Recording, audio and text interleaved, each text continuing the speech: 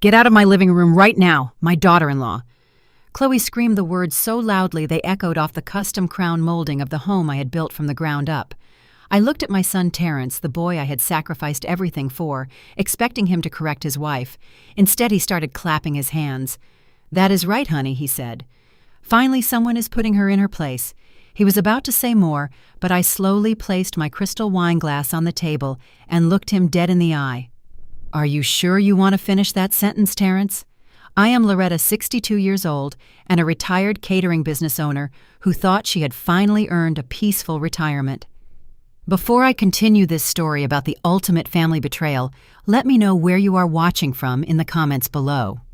Hit the like button and subscribe to the channel if you believe that a mother's love should never be treated as a weakness. Living in a beautiful $1.2 million estate in an upscale Atlanta neighborhood was not handed to me. My late husband Marcus and I bought this property when it was nothing but an empty lot and a dream. I spent 30 years cooking soul food for thousands of weddings, corporate events, and church banquets. I stood over hot stoves until my feet swelled, breathing in the scent of collard greens and fried chicken, working myself to the bone so that Terrence would never have to know the struggle we came from. When Marcus passed away 5 years ago, I used his life insurance and my business savings to pay off the house entirely in cash. It was my sanctuary, a monument to our hard work. But everything changed the day Terrence married Chloe. Chloe was a 30-year-old woman who grew up comfortable but always acted like she was royalty. From the day she moved in with Terrence temporarily while they supposedly looked for their own place, she treated my home like her personal renovation project. I noticed the small disrespects first. My favorite floral curtains disappeared, replaced by sterile gray blinds. The vintage photographs of my grandparents in the hallway were suddenly boxed up in the garage because she claimed they ruined the aesthetic. I bit my tongue because I wanted my son to be happy. I told myself it was just a phase and they would move out soon. Tonight was supposed to be a nice dinner party to welcome Chloe's parents, Richard and Susan, who were visiting from out of state. I had spent 2 entire days preparing a beautiful spread. A prime rib roast, garlic butter, mashed potatoes, roasted asparagus, and my famous peach cobbler. I wanted to show her parents hospitality, the way Marcus and I were raised to do. Richard and Susan arrived right at 7 o'clock. They were polite people, sharply dressed, and seemed genuinely amazed by the house. As I took their coats in the grand foyer, Susan looked up at the chandelier and gasped. "Loretta," she said, her eyes wide, "this home is absolutely stunning. Terrence tells us you have lived here for quite a while." Before I could even open my mouth to say thank you, Chloe came rushing down the stairs, waving her hand dismissively. "Oh, Mom," Chloe chimed in with a high-pitched artificial laugh. "It is so dated, though. Do you not smell that lingering grease in the walls from all that catering she used to do? We are actually planning to gut this entire floor next month. Open concept is so much cleaner." I felt a sharp prick of irritation, but I kept my composure for the sake of the guests. I simply smiled and ushered everyone into the formal dining room. I had set the table with my best china, the set Marcus bought me for our 20th anniversary. As we sat around my mahogany dining table, I served the food. Richard took one bite of the prime rib and closed his eyes in delight. "This is incredible, Loretta," he said. "You truly have a gift." Chloe rolled her eyes, pushing her food around her plate with her fork. "It is a little heavy on the sodium, Dad," she muttered. "Terrence and I are trying to eat cleaner. We are actually thinking of hiring a private chef to meal prep for us once we get the kitchen remodeled." Richard looked slightly uncomfortable, clearing his throat and placing his napkin on his lap. He looked around the room, taking in the intricate woodwork and the massive stone fireplace. "I thought this was your mother's house," Terrence, Richard asked, looking between my son and me with genuine confusion. "You mentioned something about renovating, but surely that is up to Loretta." Terrence shifted in his seat nervously, adjusting the expensive designer watch on his wrist, a watch I knew he could not afford on his current salary. "Well," Terrence stammered, avoiding my gaze, "Mom is getting older. It is a lot of house for her to manage alone. Her memory is not what it used to be, and she gets confused. We are just stepping in to take the burden off her shoulders, to protect the family assets, you know." My hand froze halfway to my mouth, confused. Memory not what it used to be. I was 62 years old, completely sharp, and still handling my own investment portfolios. I placed my fork down on the table. The silver clinked sharply against the fine china, silencing the room. "I do not recall asking anyone to carry my burdens," I said. My voice was smooth and low, carrying an undeniable weight. "I manage my property just fine, Terrence, and my memory is perfect.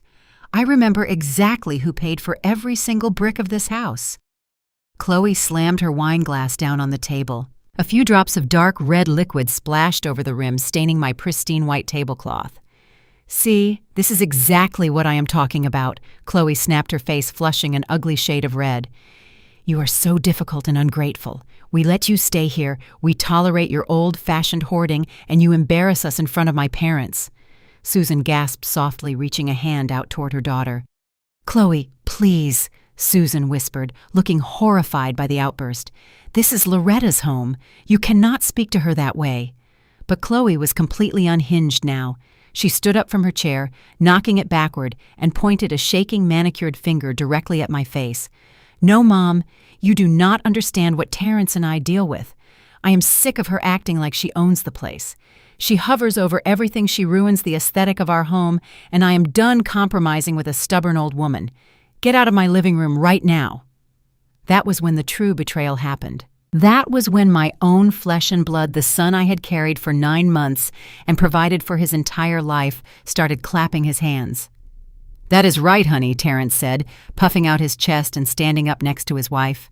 "Finally, someone is putting her in her place. She needs to learn that she is not in charge anymore."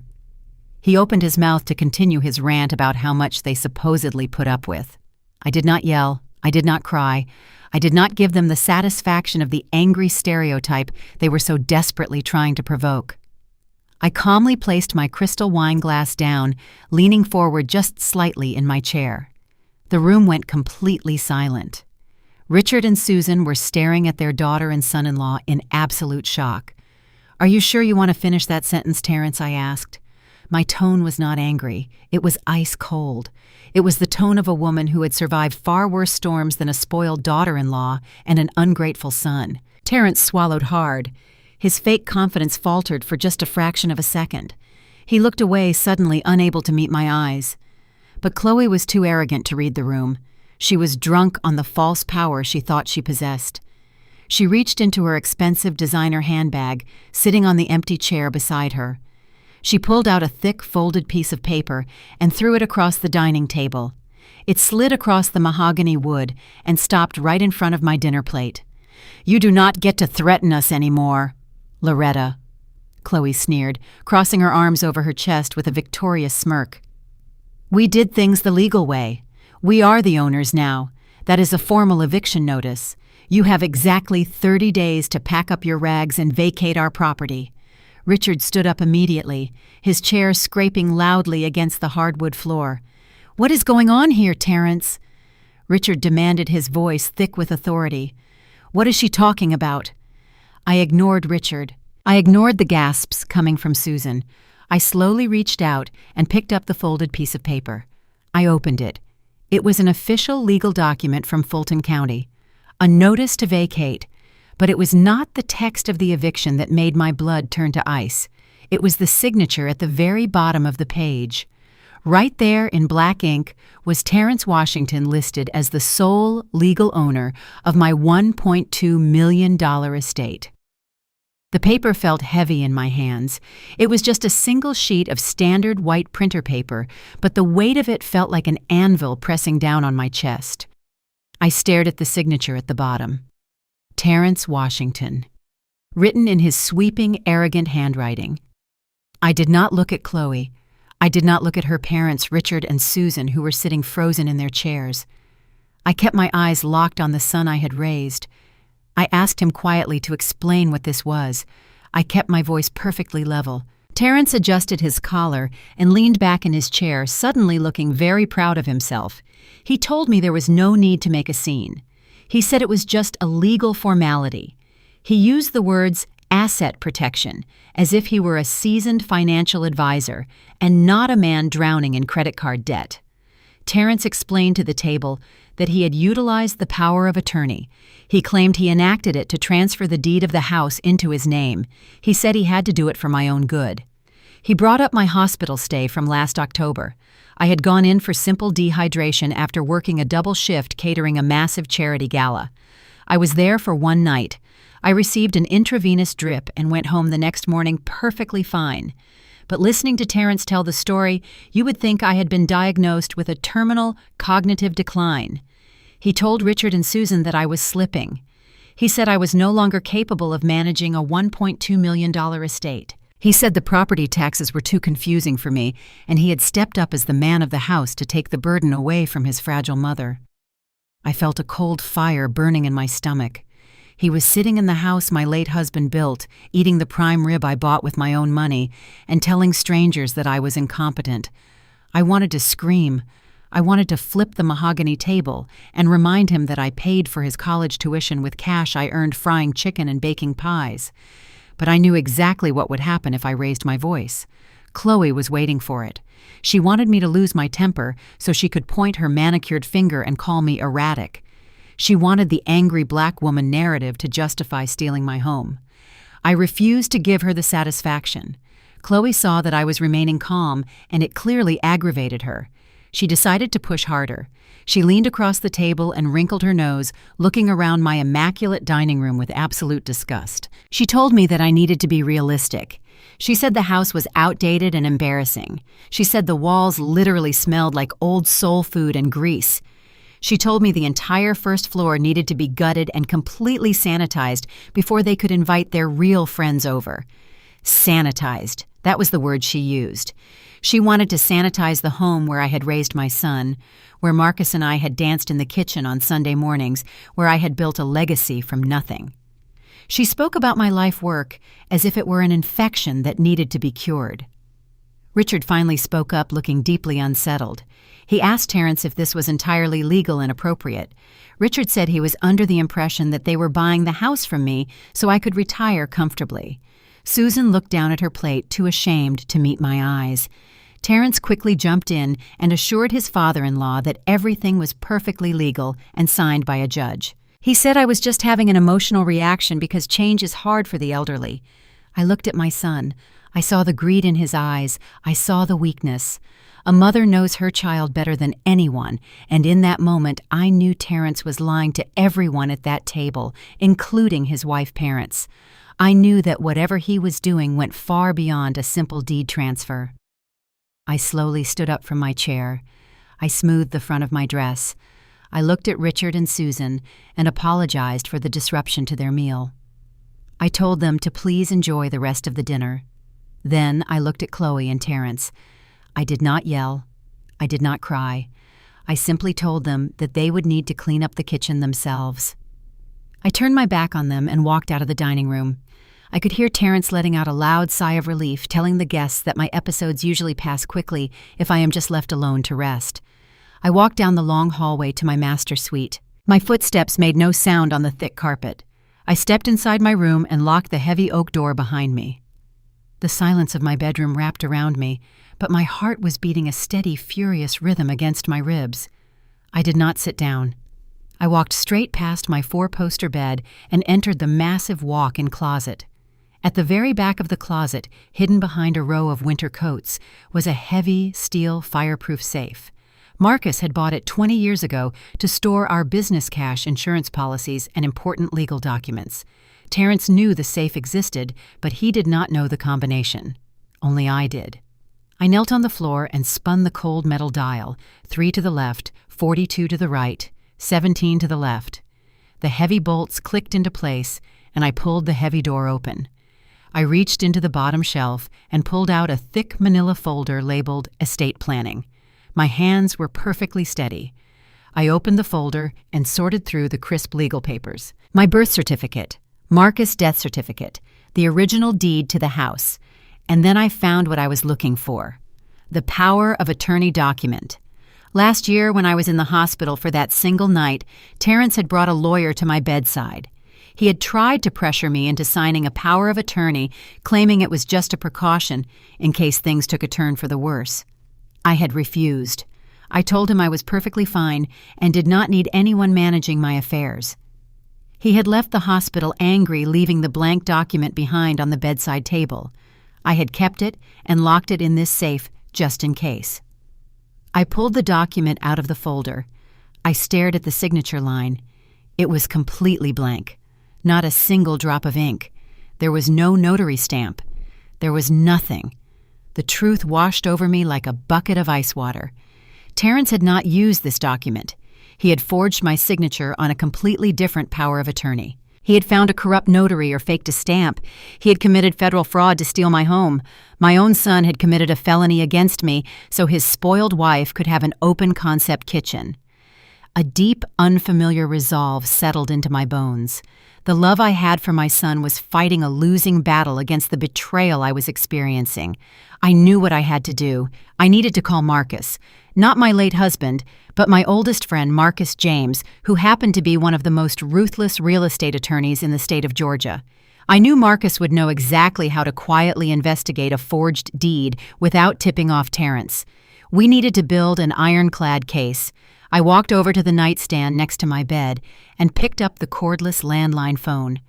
I pressed the green call button and raised the receiver to my ear. I waited for the familiar humming sound of the dial tone. There was nothing, just dead, empty air. I frowned and pressed the button again. Still nothing. The line was completely dead. I checked the base station. The power light was on, but the line indicator was dark. Terrence had disconnected the main telephone cable from the outside box. A cold chill crept up the back of my neck. I reached into my pocket and pulled out my cell phone. I lived in a hilly area where cellular reception was notoriously terrible, which is why Marcus and I had installed a powerful wireless internet system to make calls over the Wi-Fi. I tapped the screen to open my phone and looked at the top right corner. The little fan-shaped Wi-Fi icon was gone. I opened my settings menu and tapped on the internet connections. Our home network, the one I had paid for and set up, was no longer listed. In its place was a new network name. It was called Sterling Washington Estate. Sterling was Chloe's maiden name. She had already renamed my network. I tapped on it to join, but a prompt popped up asking for a password. I typed in my old password. Incorrect. I typed in Terrence's birthday. Incorrect. I typed in their anniversary date. Incorrect. I walked over to the large bay window in my bedroom and looked out at the dark street. My cell phone had 0 bars of service. The landline was dead. The internet was locked. I was trapped in a $1.2 million cage of my own making. They thought they had outsmarted me. They thought that by cutting off my communication to the outside world, I would just give up and surrender to the nursing home brochures Chloe had probably already collected. They thought my silence at the dinner table was a sign of defeat. They did not understand that my silence was actually the sound of a woman calculating exactly how to destroy them. The isolation had officially begun, but they had no idea who they had just locked in the dark. I woke up the next morning before the sun even crested the horizon. The house was dead quiet. I lay in my bed staring at the ceiling and letting the reality of my situation settle into my bones. Terrence and Chloe thought they had broken me. They thought my silence at the dinner table was a white flag of surrender. I decided to give them exactly what they wanted to see. I put on my oldest faded bathrobe. I slid my feet into my worn-out house slippers. I walked down the hall, shuffling my tired feet just a little. I made my way to the kitchen to find Terrence and Chloe already sitting at the large marble island. They were drinking coffee and laughing about something on Chloe's phone. They looked up when I walked in, but neither of them offered a greeting or an apology for the night before. Chloe just tapped her manicured fingernail against her empty ceramic mug. She told me she wanted eggs Benedict for breakfast. She said it loudly and slowly, as if I had suddenly forgotten how to speak English. Terrence did not even look at me while she spoke to me directly. He kept his eyes on his expensive tablet reading the financial news. He just waved his hand dismissively and told me to make sure the bacon was crispy because his father-in-law Richard would be coming downstairs soon. He called me mother, but the word sounded like an insult coming out of his mouth. I did not argue, and I did not throw the coffee pot at the wall. I simply nodded my head and kept my eyes on the floor. I walked over to the refrigerator and started pulling out all the eggs and the butter right away. I played the part of the broken old woman perfectly. I let my hands shake just a little bit when I cracked the eggs into the glass bowl. I mumbled softly to myself as if I were confused about where the salt was kept. Chloe watched me with a smug, satisfied smile on her face. She leaned over and whispered to Terrence that it was about time I learned my place in their house. Their house. The words made my blood boil, but I kept my face completely blank. I cooked their breakfast and served it to them very quietly. I watched them eat my food and act like the masters of the estate. But I was absolutely not defeated. I was simply waiting for my window of opportunity. That window opened exactly 45 minutes later. Richard and Susan came downstairs, and Chloe took them out to the back patio to show off the garden she was planning to destroy. Terrence announced he was going upstairs to take a long shower before his morning golf game. I waited until I heard the heavy bathroom door close and the sound of water running through the pipes loudly above my head. I knew Terrence took exactly 20 minutes in the shower. It was a habit he had since high school. I had 20 minutes to find out exactly how deep his lies went. I dropped my dish towel on the counter and walked quickly and quietly up the back staircase. I slipped into the spare bedroom that Terrence had converted into his personal home office. The room smelled like expensive cologne and arrogance. His silver laptop was sitting perfectly in the center of the massive glass desk. I sat down in his leather desk chair and opened the laptop screen gently. The login prompt appeared asking for a password. Terrence always thought he was smarter than everyone else. He constantly bragged about his complex security measures. But I am the woman who raised him. I knew every significant date, every childhood pet, and every embarrassing nickname he ever had. I tried his current anniversary. Incorrect. I tried his wife's birthday. Incorrect. I sat back and thought about my son. Terrence was fundamentally selfish and deeply insecure. What would a man like that use as his ultimate password? I typed in the name of his very first failed startup company right away. I followed the name with the year he thought he was going to become a millionaire. Capital T Tech Vision, 2015. The screen went black for a fraction of a second, and then the desktop appeared. I was in. I felt a surge of adrenaline, but I forced myself to stay calm. I did not have time to celebrate. I immediately opened his web browser and went straight to his email and financial folders. I needed to know why a man who claimed to be a successful venture capitalist needed to forge a deed to steal properties. The answer was waiting for me in a folder labeled Personal Investments. It did not take me long to find the trail of financial destruction he had left behind. I opened a spreadsheet that detailed his recent trading history. Terrence had not been investing in solid mutual funds or real estate. He had been dumping massive amounts of money into volatile and obscure cryptocurrency markets. He thought he could outsmart the system and get rich quick without doing any actual hard work. The spreadsheet was a sea of red numbers indicating massive losses that he could never recover ever again. He had lost $50,000 in January alone. He lost another $80,000 in March. By the time I scrolled down to the bottom of the page, the total amount he had lost was completely staggering. But that was not the worst part. I opened a separate document that was labeled Loan Documents. It was a digital copy of a contract from a predatory lending company. My heart hammered in my chest as I read the terms.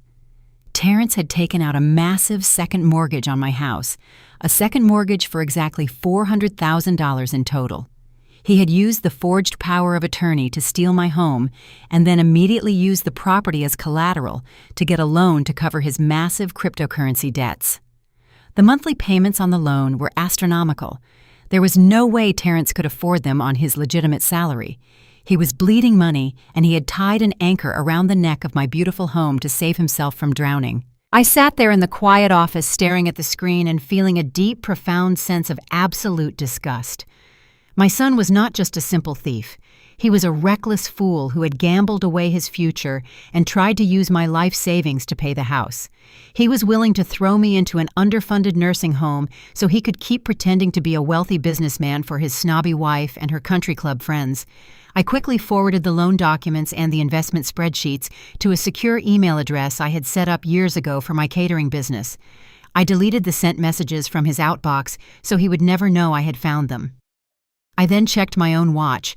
I had been in the office for 12 minutes. The water was still running in the master bathroom down the hall. I was about to log out and close the laptop when a new email notification popped up in the corner of the screen. The email was from Richard Sterling, Chloe father. The subject line simply read wire transfer confirmation. My hand hovered over the trackpad. I knew I should log out and leave the room, but my intuition told me to open that message. I clicked on the email, and the text loaded onto the bright, glowing computer screen. It was a brief message from Richard confirming that he and Susan had successfully transferred $200,000 from their joint savings account directly into Terrence's personal checking account. But it was the note attached to the wire transfer that made me stop breathing. Richard had written a short message to Terrence. It said, "We are happy to help you and Chloe secure the house. We know buying Loretta out of her property is a large financial burden, but we want you both to have a clean start. Please use these funds to finalize the purchase from your mother." I stared at the words on the screen until they became blurry. Buying Loretta out. Terrence had completely fabricated a story for his in-laws. He told Richard and Susan that he was purchasing the house from me so I could have a large nest egg for my retirement. He manipulated them into giving him $200,000 of their own money. He never gave me a single penny. He stole my house through forgery, he took out a second mortgage to cover his gambling debts, and then he stole $200,000 from his own wife's parents. I carefully closed the silver laptop and pushed the leather desk chair exactly back to where it had been before. I wiped the keyboard with the edge of my sleeve just to be safe. My heart was a heavy stone in my chest, but my mind was sharper than it had been in years. The $200,000 Terrence had stolen from his wife's parents changed everything. This was no longer just a family dispute over property. This was federal wire fraud. I walked quietly out of the home office and made my way down the back staircase. The grand house that Marcus and I had built felt different to me now. It was no longer a sanctuary. It was an active crime scene. I needed to move carefully. I needed to let them think they were winning. When I reached the bottom of the stairs, I heard the sound of glass clinking and heavy footsteps in the main hallway. I walked toward the noise and stopped dead in my tracks. Chloe was standing in the middle of the foyer, holding a large black trash bag. My breath caught in my throat. Spread out on the beautiful hardwood floor were all of my framed family photographs. The pictures that had lined the hallway for over 2 decades were being carelessly tossed into the garbage. I watched her drop a silver-framed picture of Marcus holding Terrence on his first birthday into the plastic bag. The glass cracked against something hard inside. I stepped into the light and asked her what she was doing. Chloe did not even flinch. She looked up at me with that same smug, entitled expression she always wore. She kicked a beautiful wooden frame containing my parents' wedding photo toward the heavy trash bag. She told me she was decluttering. She said the house felt too ethnic and suffocating with all these old faces staring at her from the walls.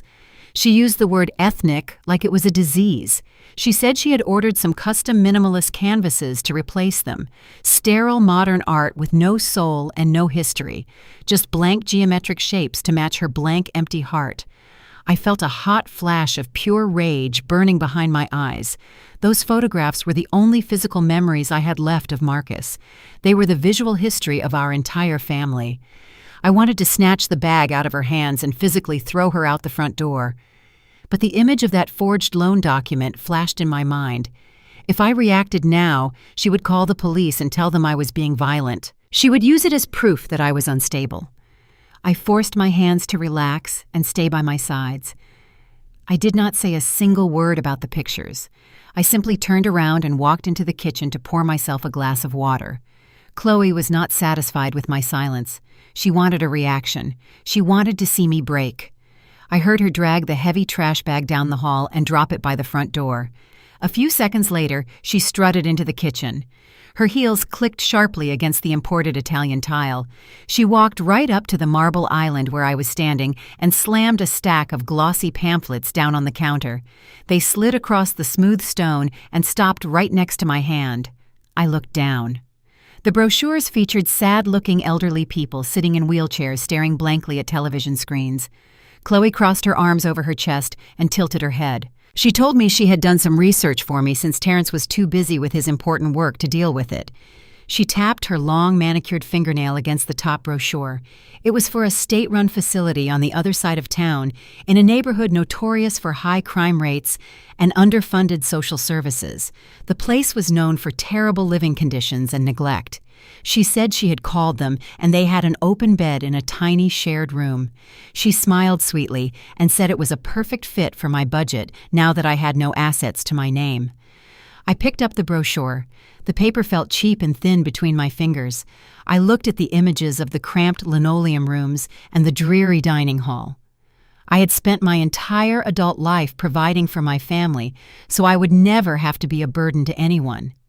I had worked 18-hour days on my feet, catering weddings, so my son could go to private school. And this was his wife telling me I belonged in a facility where people were forgotten and left to rot. I kept my face completely neutral. I asked her if Terrence knew she was giving me these pamphlets. Chloe laughed. It was a cold, sharp sound that echoed in the large kitchen. She told me Terrence did not care where I went as long as I was gone.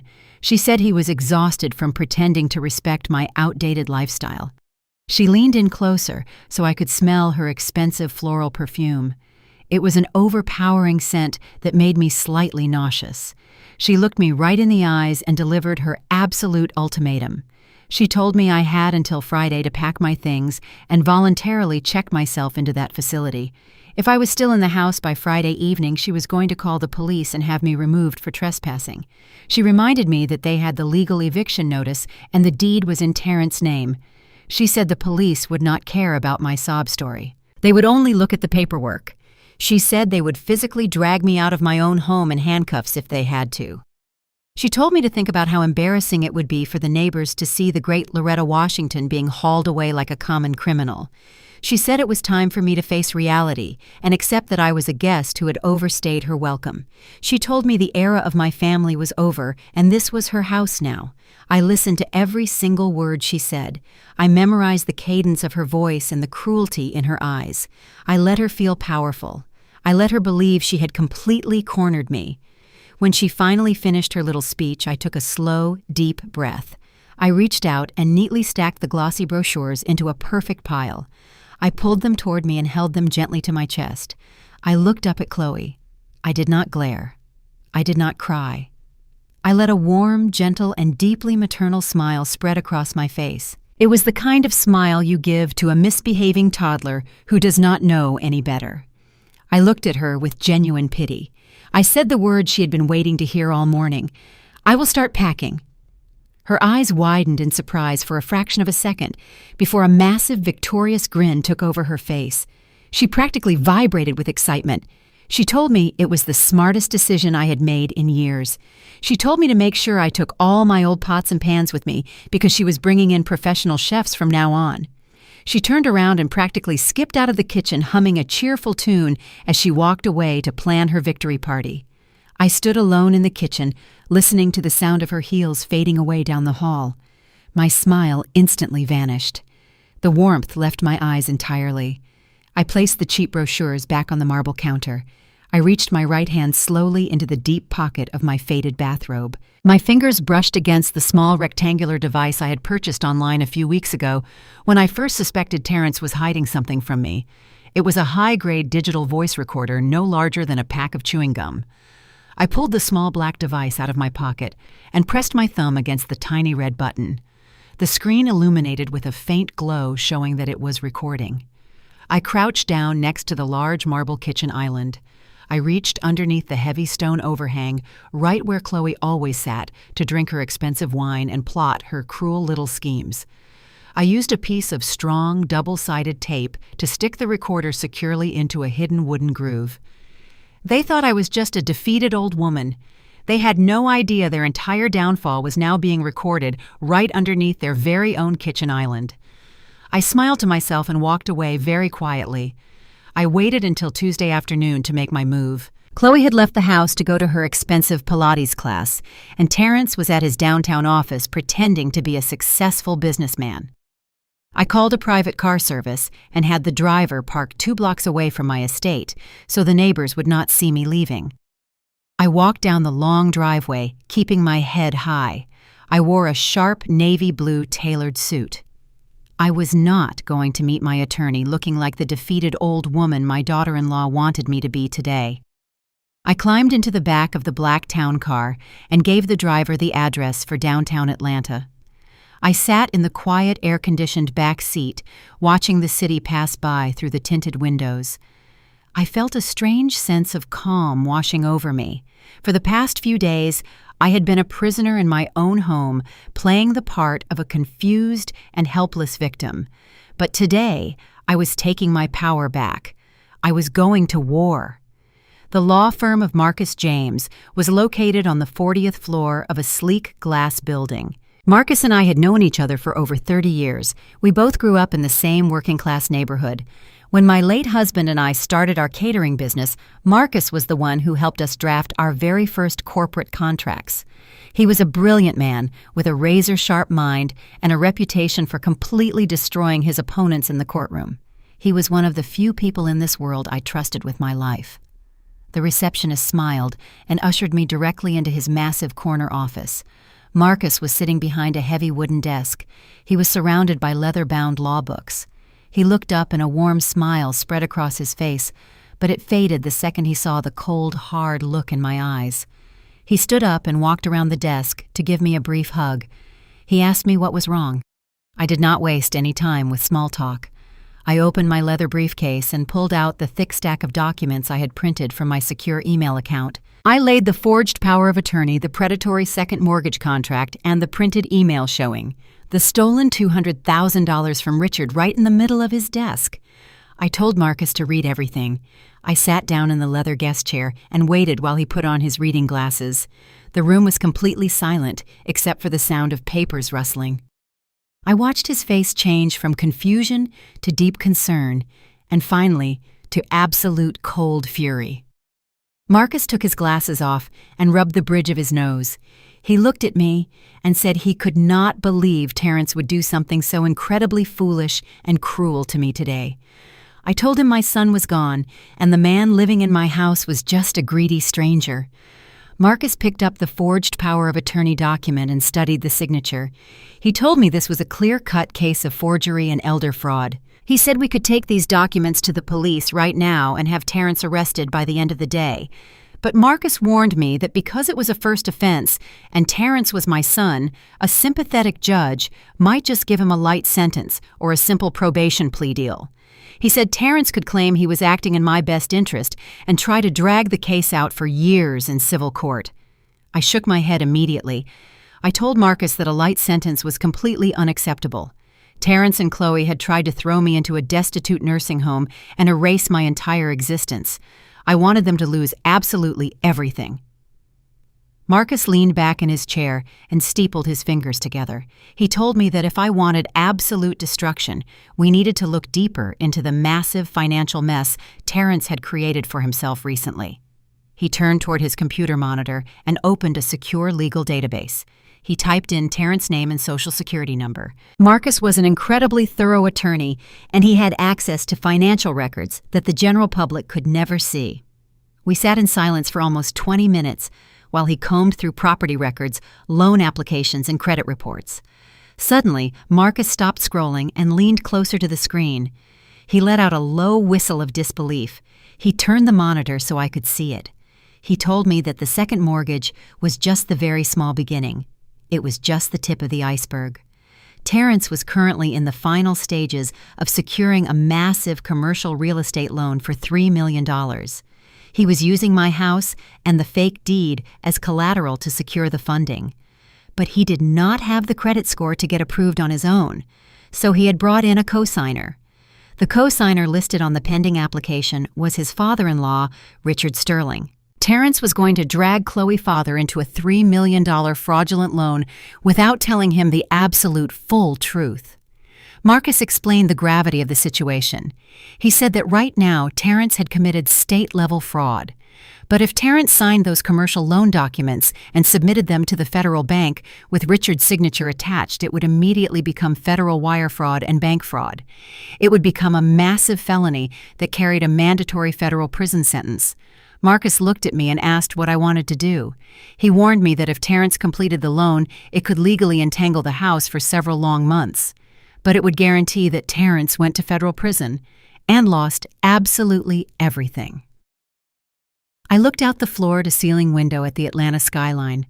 I thought about Chloe throwing my family photos into a black trash bag. I thought about Terrence clapping his hands while his wife screamed at me to get out of my own living room. I turned back to Marcus and told him we were going to wait. I told him I wanted Terrence to feel invincible. I wanted him to sign every single page of that commercial loan application. I wanted him to commit the federal crime. Marcus smiled a slow, dangerous, predatory smile. He nodded his head slowly. He told me he would hire a private investigator to track the loan progress and let me know the exact moment the ink dried on the final signature. We spent the next hour mapping out every single detail of the trap. I walked out of the law firm feeling completely reborn. My son and his wife thought they had buried me alive, but they did not realize they had planted a seed. I was going to let them build their beautiful house of cards as high as they possibly could. And then I would burn it to the ground. I rode the elevator back down to the lobby and stepped out into the bright afternoon sun. The town car was waiting for me right where I had left it. I climbed into the back seat and instructed the driver to take me back to the neighborhood. The ride home felt entirely different than the ride there. I was no longer a victim trapped in a nightmare. I was a strategist executing a flawless plan. I knew exactly how this story was going to end, and I was going to enjoy it immensely. When I arrived back at the house, it was still completely empty. Chloe had not returned from her class, and Terrence was still busy playing his foolish games downtown. I walked through the front door and looked around the grand foyer. The empty spaces on the walls where my photographs used to hang no longer brought me pain. They were just blank canvases waiting for a much better future. I walked into the kitchen and made myself a cup of herbal tea. I sat down at the large marble island right above the hidden digital voice recorder device unit now. I took a slow sip of the warm tea and smiled to myself.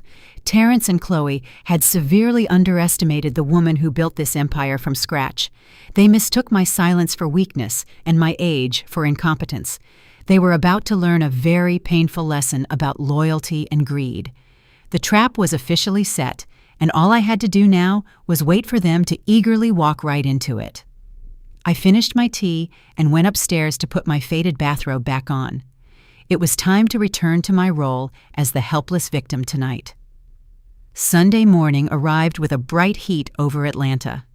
Sunday had always been a day of profound respect and spiritual grounding.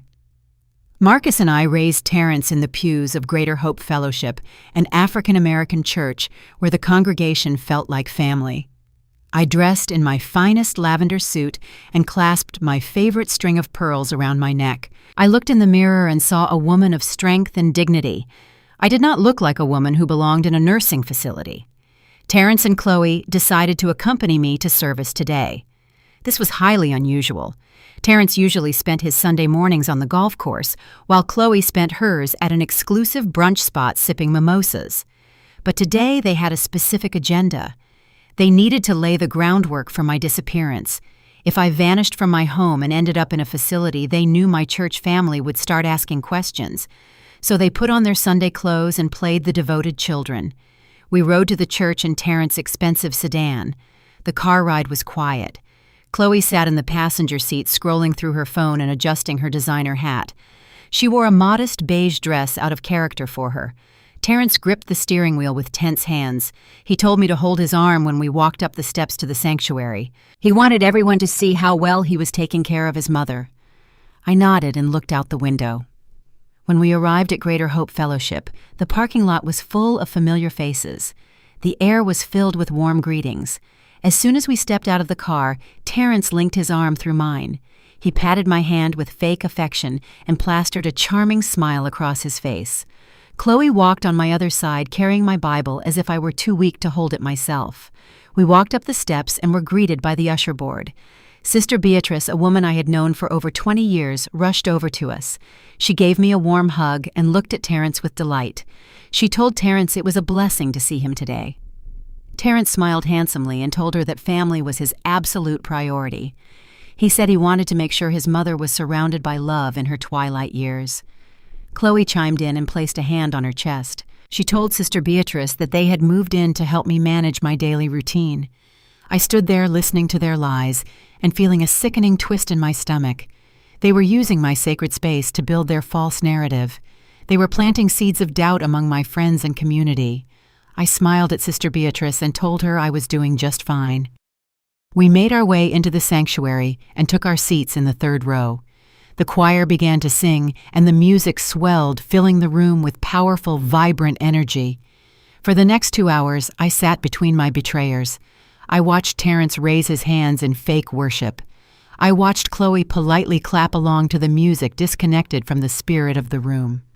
Pastor Williams delivered a powerful sermon about the dangers of unchecked greed. Pastor Williams was a tall, distinguished man with silver hair and a voice that commanded absolute authority. He had been our pastor since Terrence was a little boy. He counseled Marcus and me through difficult times and eulogized Marcus beautifully when he passed away. When the service concluded, the congregation began to slowly make their way toward the exit. It was customary to greet Pastor Williams in the main foyer before leaving. Terrence and Chloe guided me down the aisle, keeping me tightly sandwiched between them. As we approached the foyer, Chloe saw her opportunity. She leaned over to Terrence and whispered that she needed to speak with the pastor privately about my condition. Terrence nodded gravely and pulled me toward a group of older women, telling me to catch up with my friends. I stood with the ladies, but kept my eyes fixed on Chloe and Pastor Williams. Chloe approached the pastor with a look of manufactured sorrow on her face. She reached out and placed a hand on his arm. I watched Pastor Williams lean down to listen to her. Chloe did not realize that in a quiet foyer, her stage whisper carried perfectly over the soft hum of conversation. She told Pastor Williams that she and Terrence were carrying a very heavy burden. She said my mental state was deteriorating far more rapidly than anyone realized. She shook her head sadly and said I was becoming forgetful and sometimes even hostile. She told him I was wandering around the house at night and leaving the stove turned on. She was painting a picture of a woman suffering from severe dementia, a woman who was a danger to herself and others. Chloe sighed deeply and looked up at Pastor Williams with wide, innocent eyes. She told him that Terrence was heartbroken, but they were exploring residential care facilities for my safety. She said they needed the prayers of the church as they made the difficult decision to institutionalize me. She said it was the hardest thing they ever had to do, but it was the only way to protect me from my own failing mind. She was setting the stage perfectly. When the police came to drag me out of my home, the congregation would not suspect foul play. They would shake their heads in sorrow and praise Terrence for making the agonizing choice to put his mother in a home. It was a brilliant, evil strategy. I watched Pastor Williams' face as Chloe delivered her performance. He nodded slowly. He looked deeply concerned. He patted Chloe on the shoulder and told her he would keep our family in his prayers. He told her that caring for an ailing parent was a heavy cross to bear and commended her for standing by Terrence during this dark valley. Chloe smiled a brave smile and thanked him. She turned around to walk back toward me looking incredibly satisfied with herself. She had successfully manipulated the most respected man in my community, or so she thought. As Chloe walked away, Pastor Williams lifted his gaze and looked directly across the foyer at me. Our eyes met through the crowd of people. Chloe thought she was writing the script, but she was severely misinformed about who the director actually was. What Chloe and Terrence did not know was that I had not spent my Saturday evening sitting helplessly in my bedroom. While they were busy picking out expensive wine for their upcoming housewarming party, I had taken another trip in my hired town car.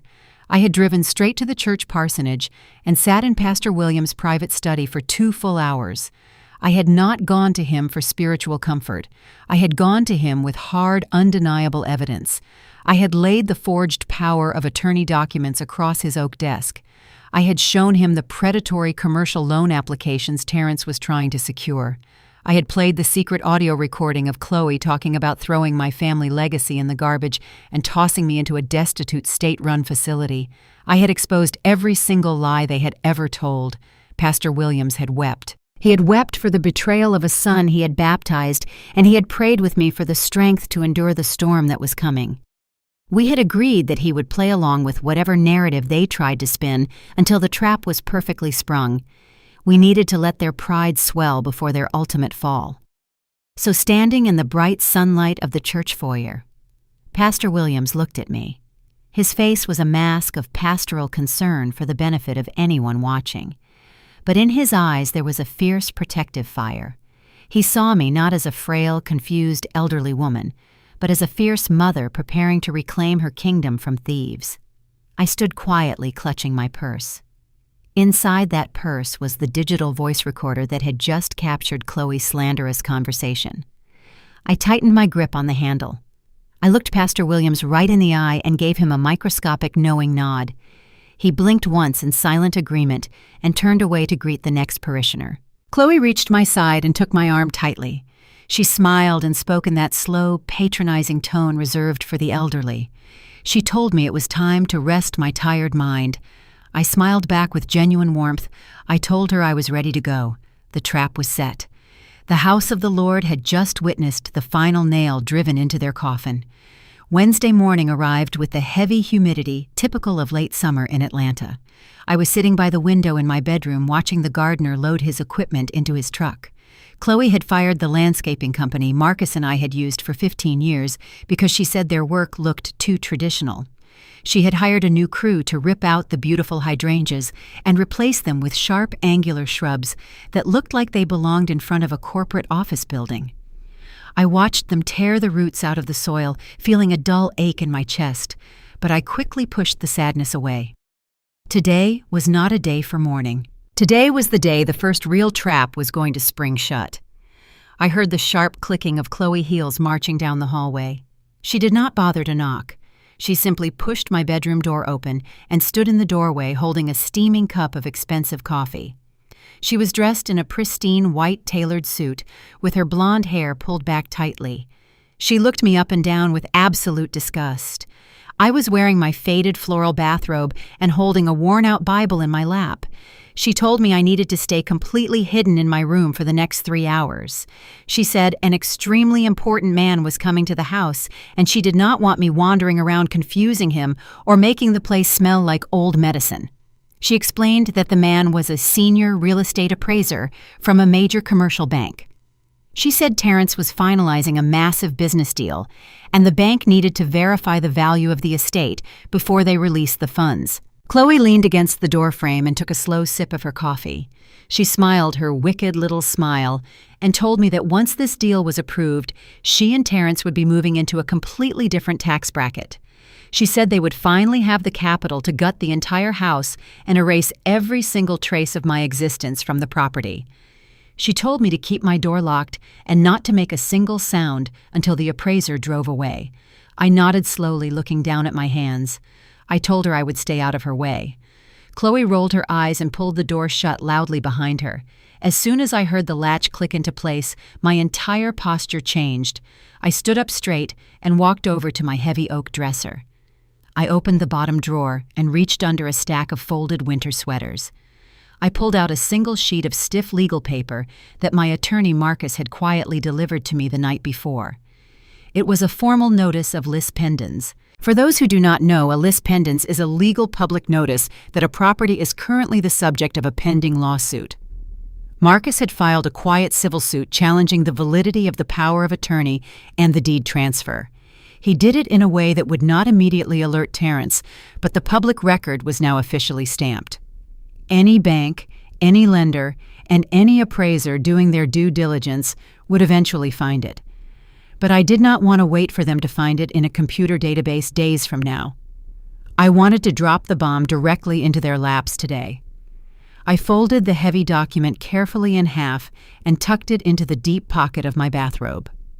Then I walked into my bathroom and looked in the mirror. I needed to look the part. I ruffled my hair so it looked slightly unkempt. I wiped off the light moisturizer I had applied earlier, leaving my skin looking dry and tired. I practiced my vacant, confused stare. I was going to give Chloe the exact performance she had been selling to her friends and my pastor. I was going to be the lost, elderly mother whose mind was slipping away. But underneath that pathetic costume, my heart was beating with the steady rhythm of a seasoned hunter waiting for the perfect moment to strike. I sat on the edge of my bed and listened intently to the sounds of the house. Exactly 1 hour later, the doorbell rang. It was a deep, melodic chime that echoed through the massive foyer. I heard Chloe rush to the front door, greeting the man with her high-pitched artificial laugh. I cracked my bedroom door open just a fraction of an inch so I could hear their conversation. The appraiser introduced himself as David. He had a deep, professional voice.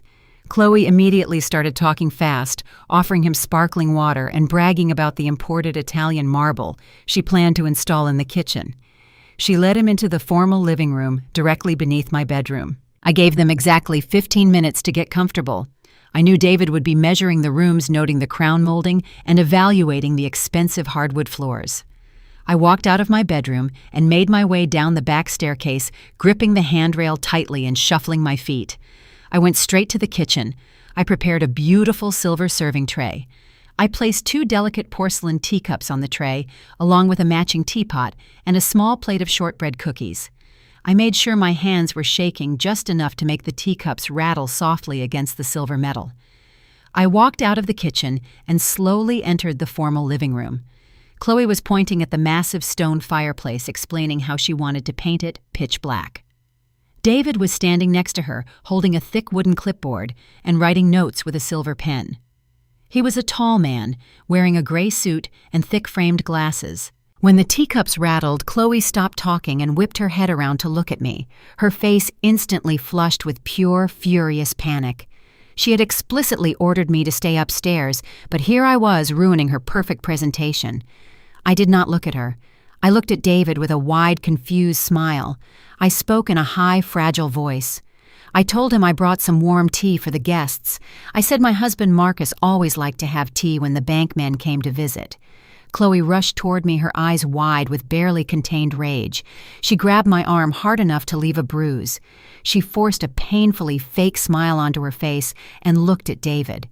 She laughed nervously and said her mother-in-law was suffering from severe cognitive decline. She said I was very confused and thought it was 1995. David looked at me with genuine pity. He lowered his clipboard and offered a polite smile. He said it was very kind of me to bring the tea. I shuffled closer to him, ignoring Chloe's tight grip on my arm. I told him he looked like a very smart man. I lifted the silver tray slightly, offering him a teacup. As I did, I purposefully let my left hand slip. The tray tilted sharply. The porcelain teacup slid across the silver surface, and one of them tipped over, spilling warm tea onto the carpet. Chloe gasped and let go of my arm to grab the falling cup.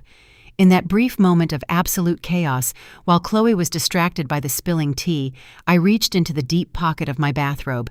My movements were lightning fast and perfectly precise. I pulled out the folded legal document and dropped it directly onto David's clipboard, which he had lowered to his waist. I immediately stepped back and put my hands up to my face, as if I were terribly frightened by the spill. "Oh my goodness," I mumbled, stepping away. "I am so clumsy today. My Marcus is going to be so upset with me." Chloe was down on her knees, dabbing at the expensive rug with a linen napkin. She yelled at me to just go back upstairs right now. I nodded frantically and quickly shuffled out of the room, but I did not go all the way upstairs. I stopped at the landing and peered through the wooden banister to watch the fallout. David was brushing a few drops of tea off his suit jacket. He picked up his clipboard to resume taking his notes. That was when he saw the folded piece of paper I had dropped. He picked it up with a frown and unfolded it. I watched his eyes scan the heavy black text. Notice of lis pendens. Federal and state fraud investigation pending. Property deed contested. His face went completely pale. The professional smile vanished entirely. He looked down at Chloe, who was still scrubbing the carpet, and then he looked back at the document in his hands. A commercial bank appraiser knows exactly what a lis pendens means. It means the property is legally toxic. It means any bank that lends money against this house will likely lose everything in federal court. It means Terrence Washington was trying to commit massive bank fraud. David cleared his throat loudly. Chloe stood up, smoothing her white suit and apologizing profusely for my behavior. She started talking about the fireplace again, but David held up his hand to stop her. His voice was completely different now. It was cold and sharp. He told Chloe that the appraisal was officially canceled. Chloe blinked in confusion. She asked him what he meant and reminded him that Terrence had paid for expedited processing. David placed the document on the coffee table and packed his silver pen into his briefcase. He said his bank does not evaluate properties with active fraud litigation attached to the deed. Chloe looked down at the paper on the table. She could not read the legal jargon quickly enough to understand what it meant, but she knew it was disastrous. David turned around and walked straight out the front door without saying another word. The heavy door slammed shut behind him, echoing through the quiet house. Chloe stood in the living room, frozen in absolute shock. I turned around and walked back to my bedroom. I locked my door and sat by the window, waiting for the storm to hit. I knew David was going to immediately call his superiors at the commercial bank. The rest of the afternoon passed in dead silence. Chloe did not come upstairs to yell at me. I imagine she spent hours trying to reach Terrence on the phone. But Terrence was likely sitting in a boardroom unaware that his entire financial house of cards had just been kicked over by his elderly mother. I spent the time reading my Bible and enjoying the absolute peace. I knew exactly what was happening downtown. The bank compliance officers were looking up the court records. They were freezing his accounts. They were pulling his commercial loan application and flagging his Social Security number for suspected fraud. The sun began to set, casting long, dark shadows across my bedroom floor. That was when I heard the sound of tires screeching into the driveway. A car door slammed so hard it shook the windows. Heavy, rapid footsteps pounded up the front steps, and the front door was thrown open. I heard Terrence screaming his wife's name. His voice was completely unrecognizable. It was the sound of a desperate, terrified animal. He sounded like a man who had just watched his entire life burn to the ground. I sat perfectly still in my chair, gripping the armrests. I heard him charging up the main staircase, taking the steps two at a time. He was breathing heavily, cursing loudly. He did not stop at his own bedroom. He did not stop to find Chloe. He marched straight down the hallway toward my room. He knew. He knew the document had come from me. He knew his quiet, confused mother had just dismantled his $3 million dream. The footsteps stopped right outside my heavy oak door. I did not move. I did not breathe. Suddenly, a massive, violent impact shook the entire wall. Terrence had kicked my locked door with all his might. The wood splintered, the metal lock screamed, and the door flew open, crashing against the inside wall. The heavy oak door crashed against the wall, and Terrence stood there panting like a wild animal. His face was twisted in absolute rage. He screamed at me, asking what I had done. He demanded to know how the appraiser found a legal notice of a pending lawsuit. I sat in my chair holding my Bible and looking up at him with wide, frightened eyes. I made my hands tremble. I told him I did not know what he was talking about. I said the nice man from the bank just left because he did not want any tea. Terrence grabbed his own hair, pulling at the roots. He paced back and forth across my bedroom rug, shouting that his accounts were frozen and his commercial loan was completely suspended. He said the bank compliance officers were demanding a full legal clearance on the deed. Chloe ran into the room behind him out of breath. She looked at the broken door and then at me. Terrence told her they were completely out of time. He said they needed to get me out of the house immediately so they could claim I was a disgruntled elderly woman making false legal claims due to dementia. They thought if I was institutionalized, they could easily dismiss the lawsuit. Terrence looked at me with cold, dead eyes. He told me the gloves were officially off. He turned around and walked away, leaving the heavy broken door hanging off its hinges and my heart hardening entirely. The psychological warfare began the very next morning. I woke up and walked into my master bathroom to take my daily prescription pills. I opened the mirrored medicine cabinet, expecting to find my orange plastic bottles lined up neatly on the second shelf. The shelf was completely empty. My blood pressure medication and my joint supplements were gone. I looked in the drawers and on the counter. Nothing. I walked downstairs to the kitchen where Chloe was drinking her green smoothie. I politely asked her if she had seen my medication. Chloe slowly lowered her glass and looked at me with a sickeningly sweet smile. She spoke in that slow, condescending tone she loved so much. She told me I had probably thrown them away. She said my mind was slipping so fast that I was becoming a danger to my own health. She told me I could not even remember where I put my life-saving pills. She said this was exactly why Terrence was looking for a suitable nursing home. I knew she had stolen them in the middle of the night. She wanted my blood pressure to spike. She wanted me to feel physically weak and terrified of having a stroke. She wanted me to beg her for help. But I did not beg. I simply nodded and walked away. I walked back up to my room and locked the broken door as best as I could. I reached under my mattress and pulled out the backup supply of medication that my lawyer Marcus had secretly prescribed and delivered to me days ago. I swallowed my pills with a glass of water. Then I pulled out my hidden digital voice recorder and dictated exactly what Chloe had just done. I stated the date, the time, and the blatant denial of my medical needs. When stealing my medication did not break my spirit, they escalated to physical torment. Our massive estate had a custom climate control system that allowed us to adjust the temperature in individual rooms. That night, the temperature in Atlanta dropped unseasonably low. I woke up shivering in the pitch dark. The air in my bedroom was freezing. I walked over to the digital thermostat on my wall. The screen was completely blank. Terrence had disabled the heating zone for my bedroom from the main control panel downstairs. He wanted to freeze me out. I wrapped my shivering body in 2 heavy winter quilts that I kept stored in the back of my closet and lay back down on the cold mattress. But sleep was completely impossible. At exactly 2 a.m, the walls began to vibrate. Terrence and Chloe turned on the massive surround sound entertainment system in the living room directly below my bedroom. They blasted heavy bass hip-hop music at maximum volume. The floorboards rattled. The picture frames on my nightstand shook. It was a calculated sleep deprivation tactic designed to make me lose my mind. Any normal elderly woman would have gone downstairs crying and begging for quiet. Any normal mother would have broken down feeling completely abandoned and tortured by her own child. But I was not normal. I was a survivor. I slowly reached into my wooden nightstand drawer and pulled out a pair of soft orange foam earplugs. I rolled them tightly and placed them in my ears. The thumping bass was still a physical vibration in my chest, but the noise was manageable. I quietly picked up my cell phone and recorded a clear video of the freezing dark room.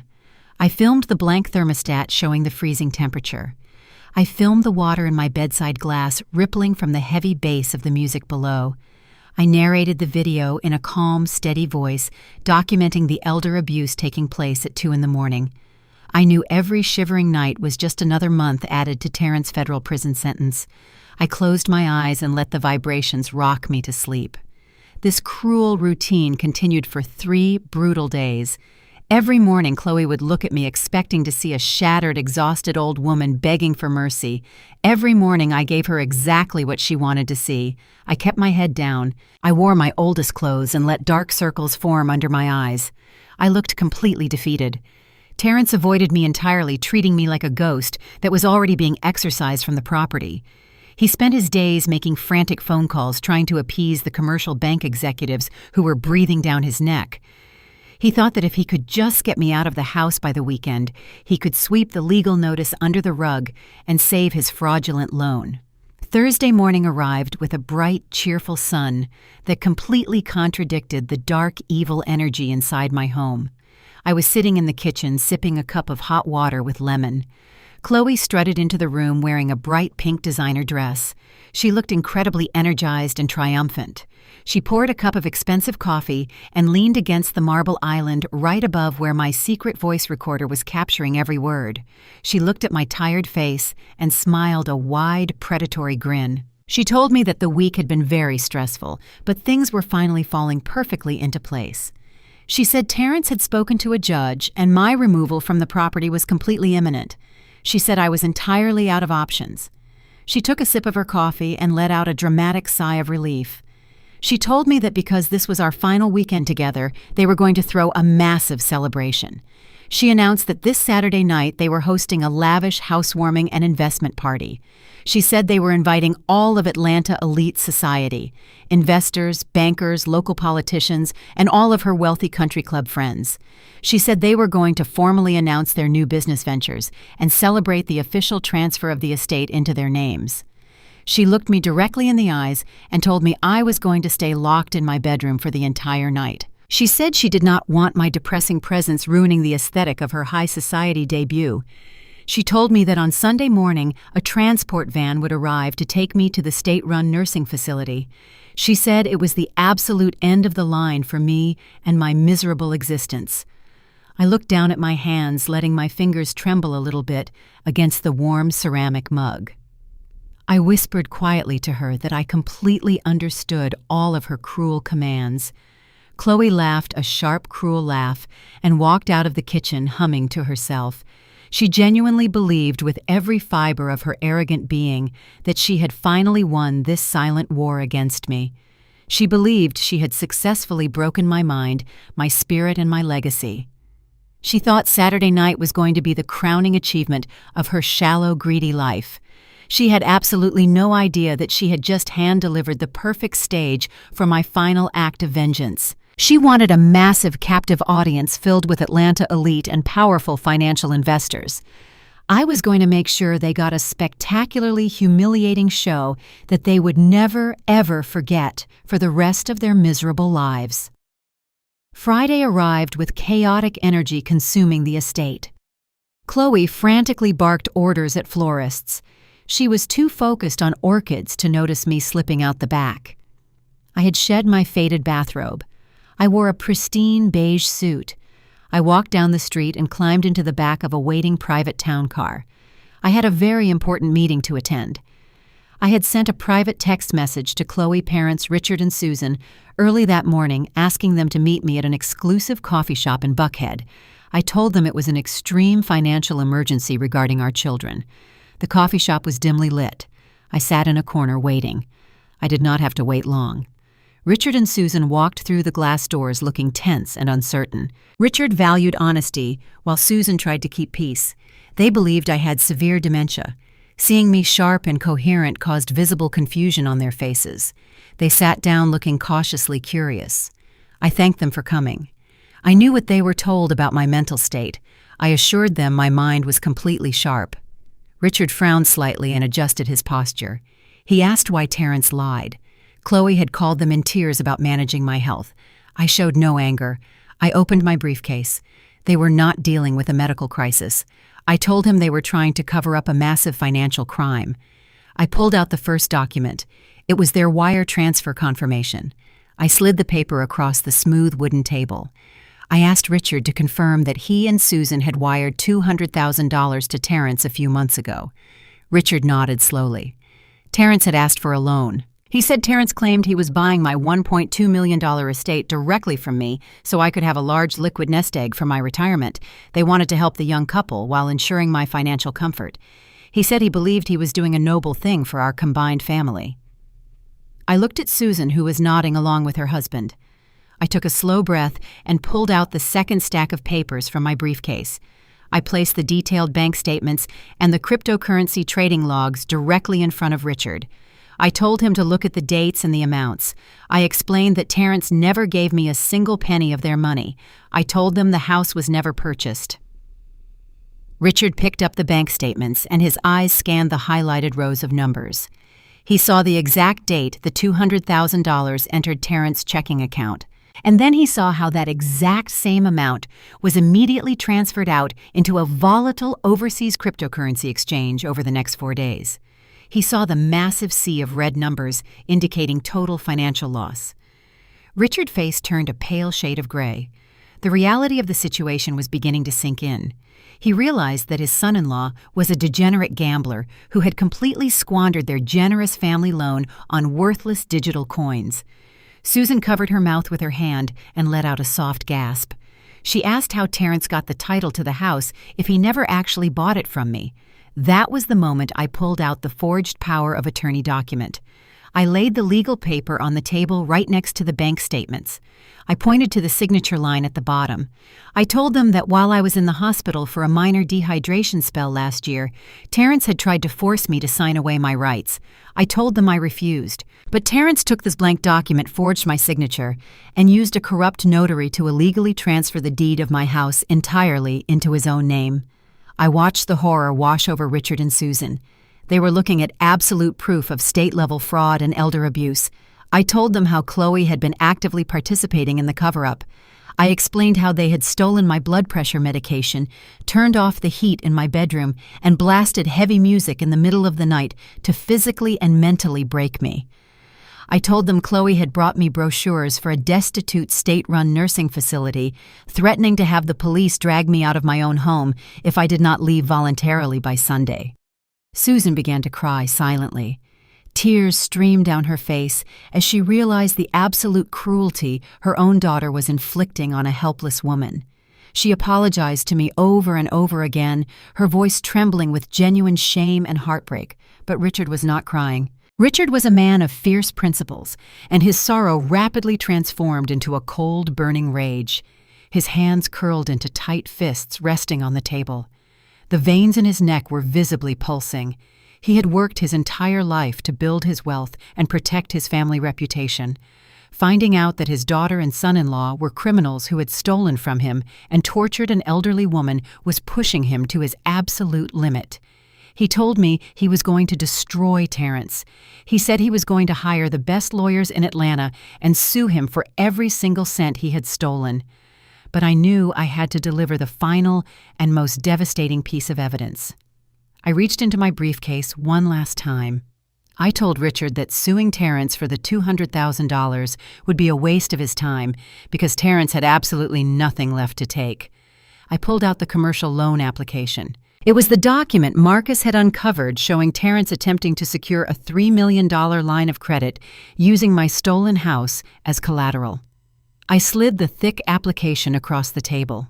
I told Richard to turn to the final page and look at the guarantor section. Richard flipped through the heavy pages.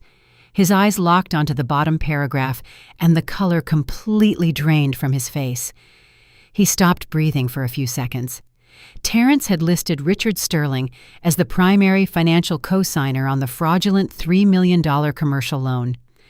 Terrence was not just stealing their cash, he was actively trying to drag Richard's name, credit score, and entire financial legacy into a massive federal bank fraud investigation.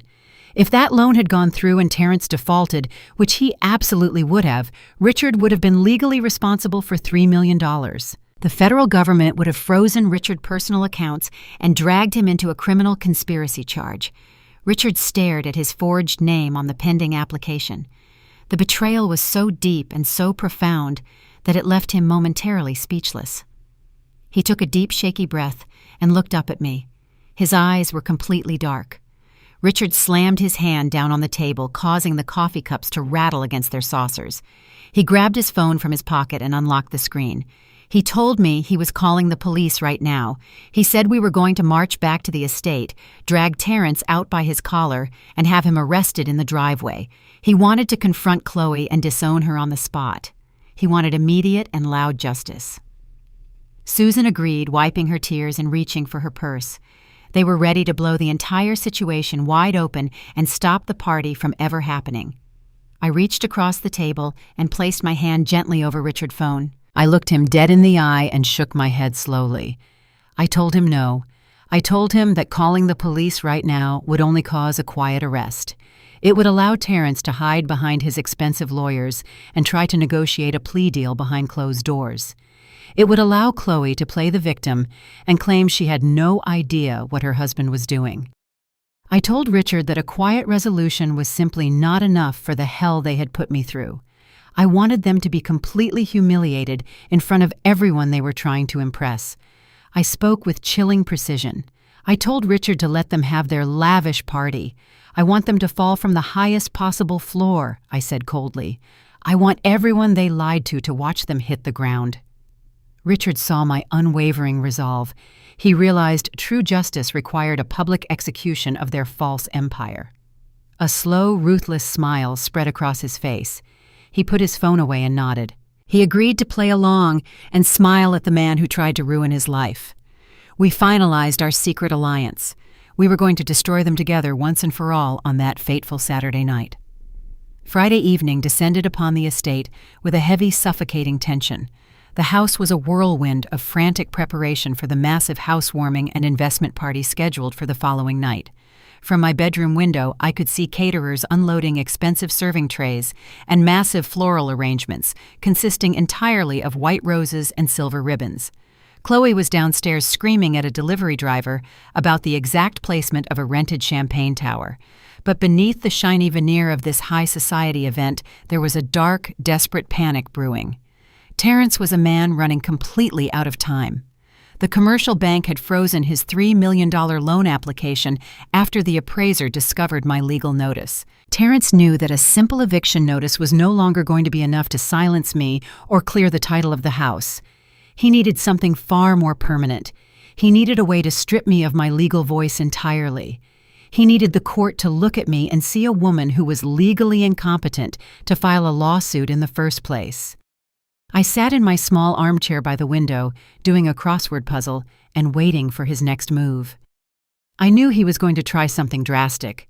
Desperate men always make careless mistakes when they feel the walls closing in around them. I wore my faded bathrobe and kept my shoulders slumped, practicing my posture of total defeat. I held a sleek black pen in my right hand, filling in the little white boxes on the newspaper page. It looked like an ordinary pen, but it was actually a specialized piece of equipment I had purchased weeks ago when I first began planning my defense. The heavy wooden door to my bedroom suddenly pushed open. Terrence did not bother knocking. He walked into the room and locked the door behind him. His appearance was completely shocking. He was wearing an expensive tailored suit, but it looked rumpled. His tie was loosened, and the top button of his shirt was undone. He had dark, heavy bags under his eyes, and his hands were shaking slightly. He looked exactly like a man who was about to lose everything he had ever stolen. He paced across the room and stood directly in front of my chair, blocking the fading evening light from the window. I looked up at him, pretending to be startled. I pulled my robe tighter around my chest and let my hands tremble. He did not say hello. He reached inside his suit jacket and pulled out a thick stack of legal papers. He threw them onto the small wooden table next to my armchair. The papers landed with a heavy thud. I asked him what those papers were keeping my voice high and fragile. Terrence stared down at me with cold, unblinking eyes. He told me it was a comprehensive medical power of attorney and a full health care waiver. He spoke very quickly, his voice tight with barely controlled rage. He explained that this document would give him absolute legal authority over every single medical and psychological decision regarding my life.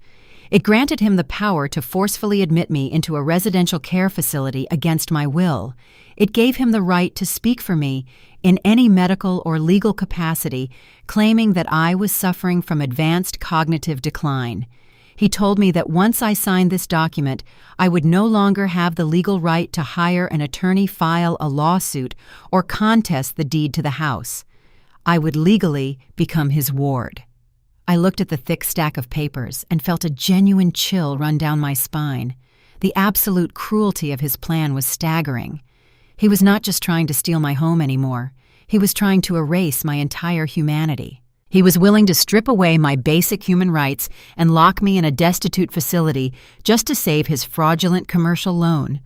I looked up at my son and let a single tear roll down my cheek. I asked him how he could do this to me. I reminded him that I had carried him and loved him his entire life. Terrence did not even flinch. He leaned down and placed both of his hands on the armrests of my chair, trapping me in the seat. He got so close to my face that I could smell the stale coffee and bitter panic on his breath. He told me that I brought this entirely on myself. He said I was a stubborn old woman who refused to step aside and let him build his empire. He blamed me for the bank freezing his accounts. He blamed me for the massive debts he owed. He told me I had exactly 1 minute to sign the last page of the document, or he was going to call an ambulance and tell the paramedics I had threatened to harm myself. He said they would take me away in a straitjacket and he would sign the papers as my next of kin anyway. He told me this was my last chance to do this the easy way. He reached into his pocket to pull out his own pen, but his hands were shaking so badly that he dropped it. The gold pen hit the carpet and rolled underneath the bed. Terrence cursed loudly and aggressively. He looked at my right hand, which was still holding the black pen I had been using for my crossword puzzle. He reached out and tapped the legal document forcefully with his index finger. He ordered me to use my pen and sign my name on the dotted line immediately. I gave him the performance of a lifetime. I began to hyperventilate slightly, taking short, shallow breaths. I shook my head back and forth, crying silently. I begged him to change his mind. I told him I would be quiet, and I would never bother him and Chloe again. I promised I would stay in my room forever if he'd just let me keep my freedom. Terrence stood up straight and crossed his arms over his chest. He looked down at me with absolute disgust. He told me to stop whining and sign the paper. I slowly moved my right hand toward the document. My fingers were trembling so violently that I could barely hold the black pen. I let out a soft, pathetic sob. I flipped to the final page of the thick legal document. There was a long, solid black line at the bottom with my printed name underneath it. I pressed the tip of my pen against the paper. I hesitated for a fraction of a second, looking up at him with pleading eyes one last time. He glared at me and pointed at the line. I looked down and signed my full legal name, Loretta Washington. The ink flowed smoothly out of the pen, leaving a dark, bold signature on the white paper. I dated the document exactly as he demanded. When I was finished, I dropped the pen into my lap and buried my face in my hands, weeping loudly. Terrence snatched the paper off the table. He quickly checked the signature, and a massive sigh of relief escaped his lips. His entire posture relaxed. He had won. He told me that the transport van would be here on Sunday morning to take me away. He told me to pack my things and stay out of sight during the party tomorrow night. He turned around, unlocked my bedroom door, and walked out into the hallway, closing the door firmly behind him. The second the heavy door clicked shut, the sound of my weeping stopped completely. I lowered my hands from my face. My eyes were completely dry, and my breathing was perfectly calm. I sat back in my armchair and picked up the sleek black pen from my lap. I twirled it slowly between my fingers, feeling the smooth plastic casing. Terrence thought he had just secured his future and condemned me to a living nightmare. He thought that piece of paper was his ultimate shield against the federal bank fraud investigation. He had absolutely no idea that the pen I had just used was filled with a highly specialized disappearing ink. It was a novelty item designed for temporary tailoring marks, but it worked perfectly on legal paper. The dark ink would completely evaporate into thin air, leaving absolutely no trace or single indentation behind on the smooth white surface of the legal document. When he finally presented that heavily guarded waiver to his high-priced lawyers, the federal judge or the facility administrators, he would be holding a completely blank piece of paper. He would look like an absolute fool. He had dug his own grave. My final and ultimate trap was perfectly set today, and tomorrow night I would proudly watch him fall. Saturday morning broke with a hazy, pale light filtering through the sheer curtains of my bedroom window. The house was already buzzing with the manic energy of Chloe and her frantic last-minute party preparations. I was sitting on the edge of my bed holding a worn leather-bound Bible in my lap when the low, rumbling sound of heavy diesel engines shattered the morning quiet. The noise was not coming from the street. It was coming from my own backyard. I stood up slowly and walked over to the large bay window that overlooked the sprawling rear estate. I looked down and felt the breath completely leave my lungs. A massive yellow skid steer loader and a crew of 5 men in hard hats were rolling directly over the pristine green lawn, heading straight for the magnificent terraced rose garden that occupied the entire southern corner of the property. The rose garden was not just a landscaping feature. It was the absolute beating heart of my home and the most precious physical memory I had left of my late husband Marcus. When we first bought this property 30 years ago, the backyard was nothing but hard red Georgia clay and wild overgrown weeds. Marcus spent every single weekend out there with dirt under his fingernails and sweat pouring down his face. He told me he wanted to build a sanctuary where I could sit and drink my morning tea after working those brutally long shifts for our catering business. He ordered special soil and exotic rose bushes from all over the world. There were deep velvet crimson roses that smelled like rich perfume. There were delicate yellow tea roses that glowed like sunshine in the late afternoon. There were pristine white climbing roses that wrapped around the custom wooden trellis he had built with his own 2 bare hands. Over the decades, that garden became the backdrop for every significant moment in our family history. We took Terrence prom pictures in front of the blooming red bushes. Marcus and I renewed our vows under the white trellis on our 25th wedding anniversary. After Marcus passed away, that garden became my sacred place of mourning and healing. I spent hours out there pruning the branches and talking to him, feeling his spirit in the vibrant, blooming flowers. Now I stood frozen behind the glass watching Chloe march out onto the patio, wearing a pristine white tracksuit and holding a steaming cup of coffee. She was pointing her manicured finger directly at the center of the beautiful blooming garden. She was shouting orders to the foreman of the landscaping crew, waving a set of rolled-up blueprints in the air. I knew exactly what she was doing. I had overheard her complaining to Terrence weeks ago that the garden looked too old-fashioned and attracted too many bees. She wanted to rip out 30 years of history and loved to install a massive concrete modern fire pit surrounded by sharp angular gravel and sterile steel seating. She wanted a soulless geometric entertainment space so she could serve expensive cocktails to her shallow friends and pretend she was a visionary designer. She did not care about the roots that were buried deep in that soil. She did not care that every single petal represented a day of my husband's life and a piece of my broken heart. She just wanted a trendy background for her photographs tonight. I pressed my hand against the cold glass of the window. The foreman nodded his head and signaled to the man operating the heavy yellow machine. The skid steer roared to life, releasing a thick plume of black diesel exhaust into the crisp morning air. The machine lurched forward and lowered its heavy metal bucket with a loud clanking sound. I watched in absolute horror as the metal teeth of the bucket bit violently into the soft, dark earth. The first casualty was a massive bush of crimson roses. The machine pushed forward, and the thick green branches snapped with a sickening cracking sound that echoed across the lawn. The velvet red petals were violently stripped from their stems and crushed beneath the heavy rubber tires of the machine. The crewmen moved in with heavy axes and shovels, hacking away at the intricate root systems that Marcus had so carefully cultivated.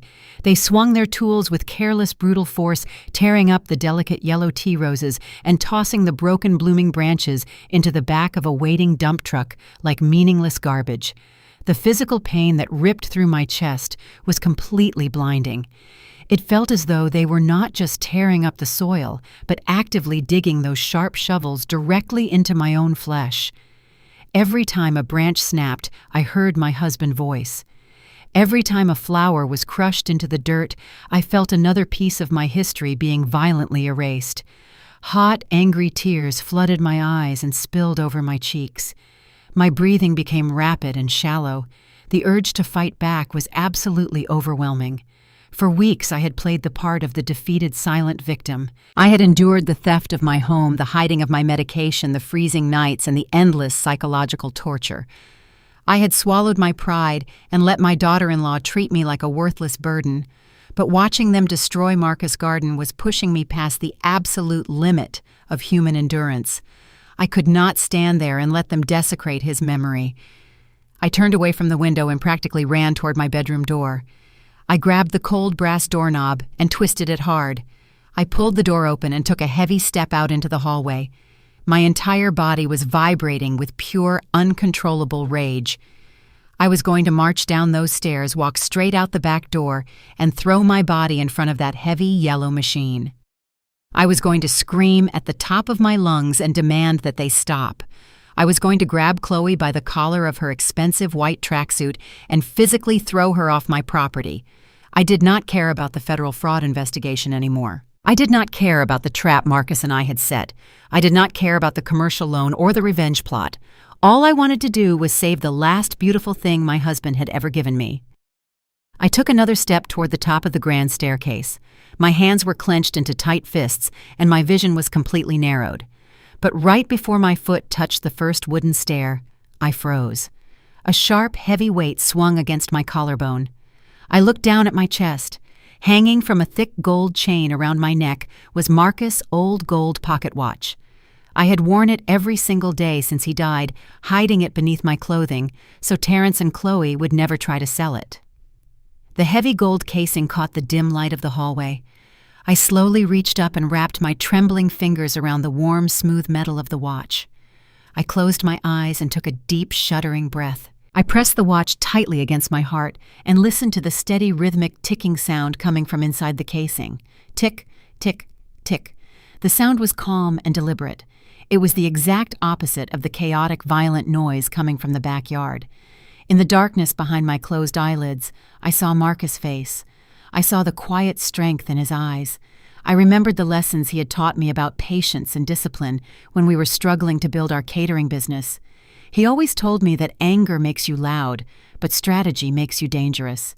If I walked down those stairs right now and caused a scene, I would lose absolutely everything. Chloe would immediately call the police. She would show them her forged deed and her fake medical waiver. She would tell the officers that her mother-in-law was having a violent psychotic breakdown and trying to attack the landscaping crew.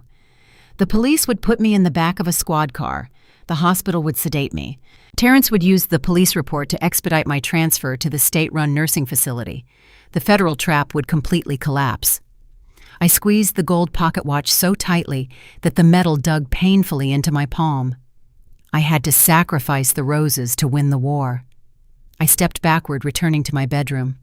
I sat down weeping for the loss of the flowers and the betrayal of my son, but my sorrow slowly transformed back into cold, hardened steel. I wiped the tears away, sat up perfectly straight, and gripped my late husband's watch. I whispered into the empty room, "Just 2 more days." The emotional stakes were now at their absolute peak. The evening sun dipped below the horizon, casting long, dark shadows across the sterile new furniture that Chloe had rented for the lavish party. The house no longer smelled like my home. It smelled like industrial cleaning supplies and expensive imported white lilies.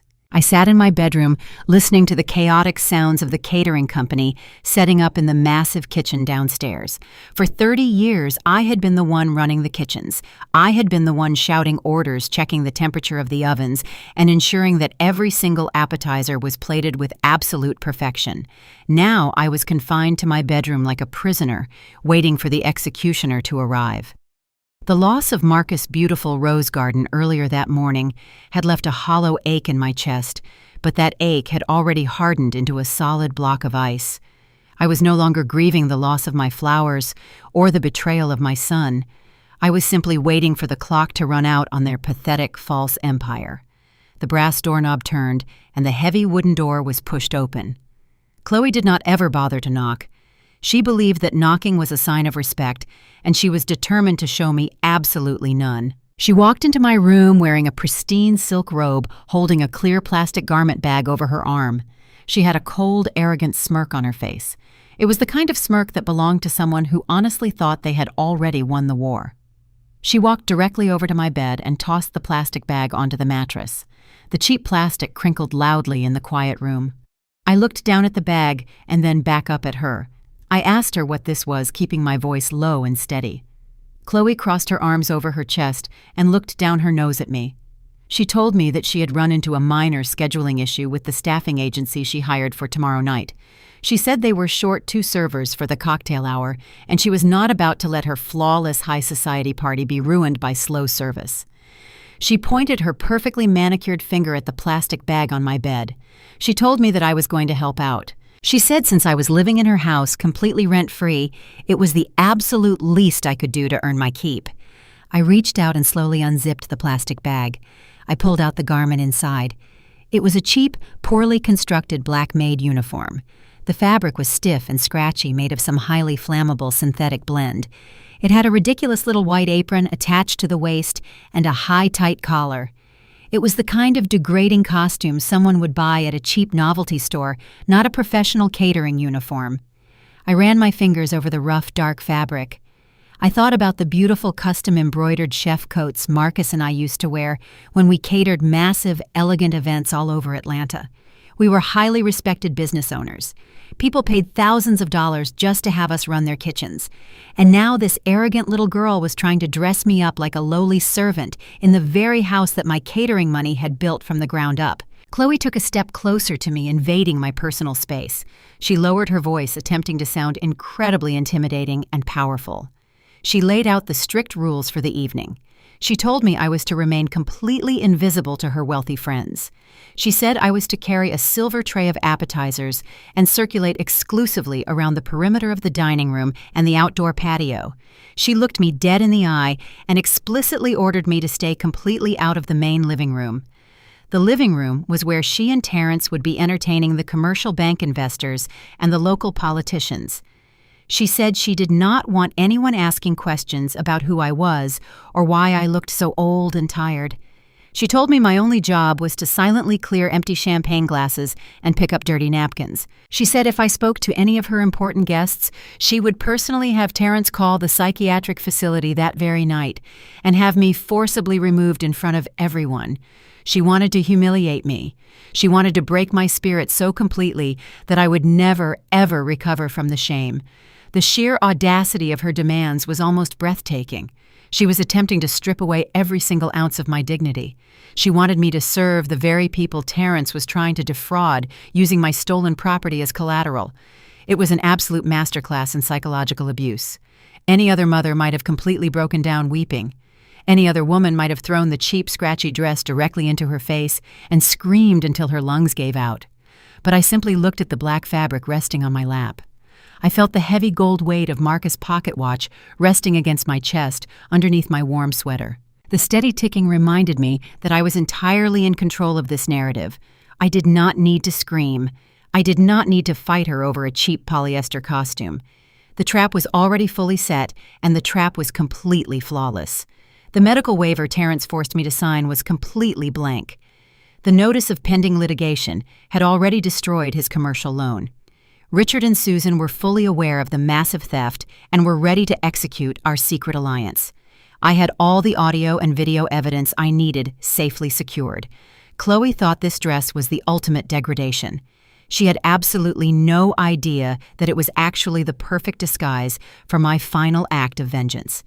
I looked up from the black dress and met Chloe, cold blue eyes. I did not show her a single ounce of anger or defiance. I let my shoulders slump forward slightly, mimicking the posture of a completely defeated and broken old woman. I let a vacant, obedient expression wash over my tired face. I reached out and gently smoothed the wrinkled white apron of the cheap uniform. I spoke in a quiet, trembling voice that barely rose above a fragile whisper. I told her that I understood all of her rules perfectly. I said I would carry the trays and clear the empty glasses exactly as she demanded. Chloe smiled a wide, wicked smile, showing all of her perfectly white teeth. She looked incredibly satisfied with her cruel handiwork. She turned around to leave the room, but she paused at the heavy wooden door, looking back over her shoulder. She told me to make sure I ironed the uniform because she did not tolerate sloppiness in her beautiful home. I looked at her with an incredibly calm and steady gaze. I spoke the final words she would ever hear from me as a helpless victim. I will wear exactly what I deserve tomorrow. Chloe let out a short, triumphant laugh, completely missing the dangerous double meaning behind my carefully chosen words. She honestly thought I was finally admitting that I deserved to be treated like a miserable servant. She thought I had accepted my pathetic fate. She walked out into the bright hallway and pulled my bedroom door shut, leaving me alone in the gathering darkness. The exact moment the metal latch clicked into place, the entire illusion of the frail old woman instantly vanished. My spine straightened, my shoulders squared. The fake trembling in my hands stopped completely. A slow, chilling, and entirely predatory smile spread across my face. It was the smile of a woman who had just locked the cage door with the monster trapped safely inside. I picked up the cheap black uniform from my bed and threw it carelessly onto the floor, kicking it into the dark corner of the room. I had absolutely no intention of wearing that synthetic garbage tomorrow night. I already had a stunning custom emerald green silk gown waiting in my closet, prepared specifically for my grand entrance. I walked over to my heavy oak dresser and opened the top drawer. I reached far into the back, hidden beneath my folded silk scarves, and pulled out a prepaid disposable cellular phone. I had purchased it weeks ago, paying entirely in cash just for this exact moment. I turned the phone on and waited for the bright screen to illuminate the dark room. I walked over to my window and looked down at the driveway where Terrence was just pulling in with his expensive leased luxury car. He stepped out of the vehicle looking exhausted and deeply panicked, trying desperately to salvage a fraudulent empire that was already crumbling into dust. I looked down at the small phone in my hand and typed in a specific number I had memorized from the business card Marcus had given me. It was the direct line to the regional office of the Federal Bureau of Investigation White-Collar Crime Division. I raised the phone to my ear and listened to the steady ringing sound. A stern professional voice answered the call, asking for the nature of my tip. My voice was no longer trembling or weak. It was clear, strong, and full of absolute authority. I told the federal agent that I had verifiable physical and audio proof of a massive interstate wire fraud conspiracy, elder abuse, and a multi-million-dollar forged commercial bank loan application. I gave them the exact address of my estate. I told them the primary suspects were hosting a large gathering tomorrow night at exactly 8 o'clock. I told them the front gates would be wide open and the suspects would be entirely distracted by their wealthy guests. I gave them my full legal name and told them I would be waiting for them in the main living room. I ended the call and tossed the small phone onto my bed. The emotional stakes had reached their absolute peak and the final curtain was about to rise. By 8 o'clock that evening, the estate was completely transformed into a pretentious display of artificial wealth. The driveway was lined with luxury vehicles, and a rented valet service rushed back and forth holding keys for the arrogant guests. Inside the house, the air was thick with the suffocating scent of expensive perfume and imported white lilies. A classical string quartet played softly in the corner of the massive living room. Waiters in crisp white shirts circulated through the crowd, carrying silver trays filled with tiny overpriced appetizers. The soft, warm lighting reflected off the crystal chandeliers, casting a golden glow over the imported modern furniture Chloe had rented. It looked absolutely nothing like the home Marcus and I had lovingly built together. It looked like a sterile showroom designed exclusively to impress shallow people.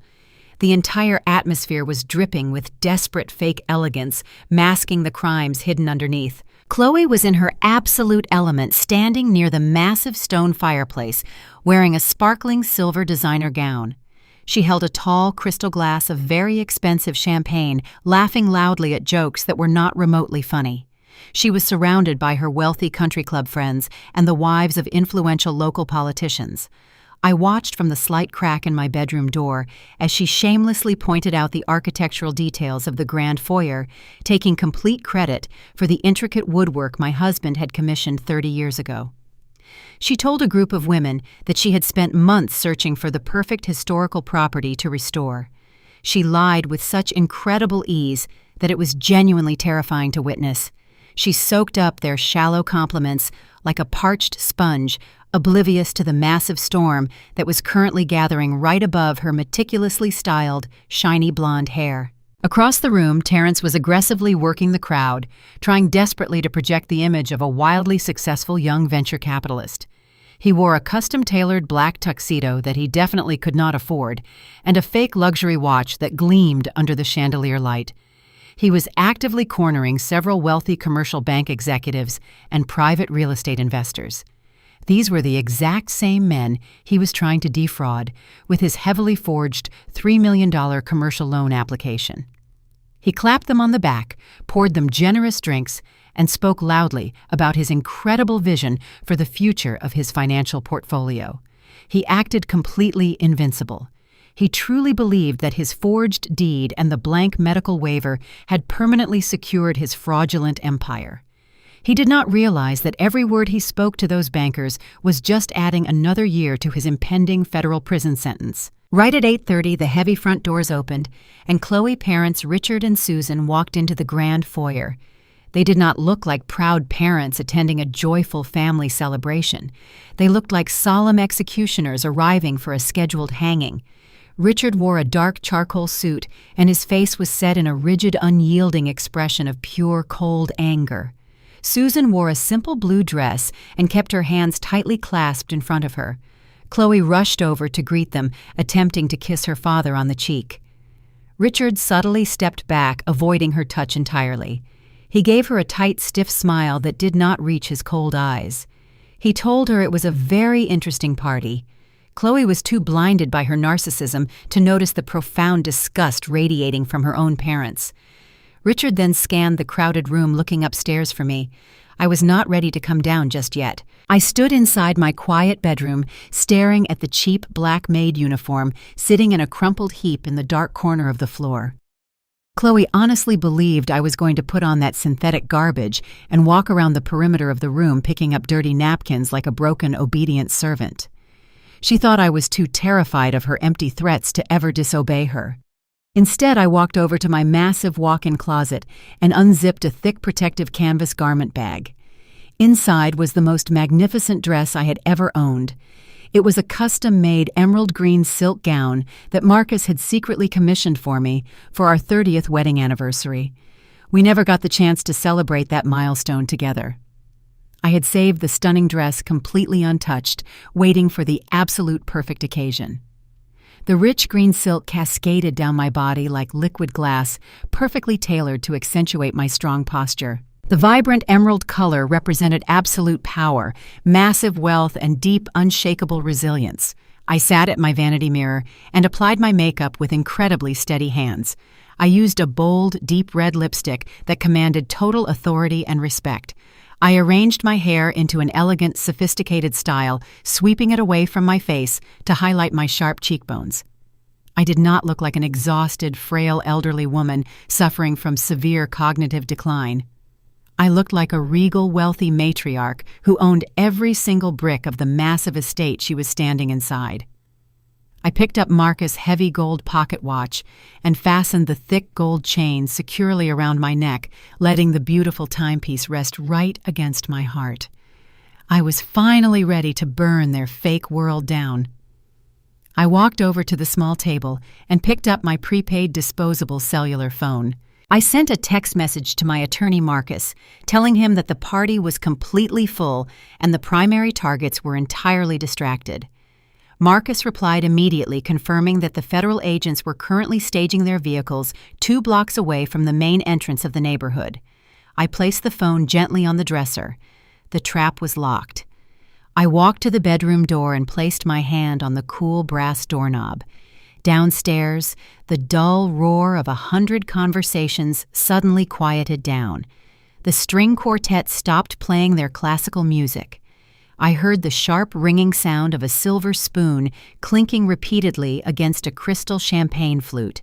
Terrence was demanding the absolute attention of the entire room. I opened my bedroom door just a tiny fraction to listen to his grand speech. Terrence stood proudly on the first landing of the grand staircase, elevating himself slightly above his wealthy guests. He held his crystal glass high in the air, looking down at the sea of expectant faces. He cleared his throat loudly and thanked everyone for coming to celebrate this monumental evening. He said it was an incredibly proud moment for him and his beautiful wife, Chloe.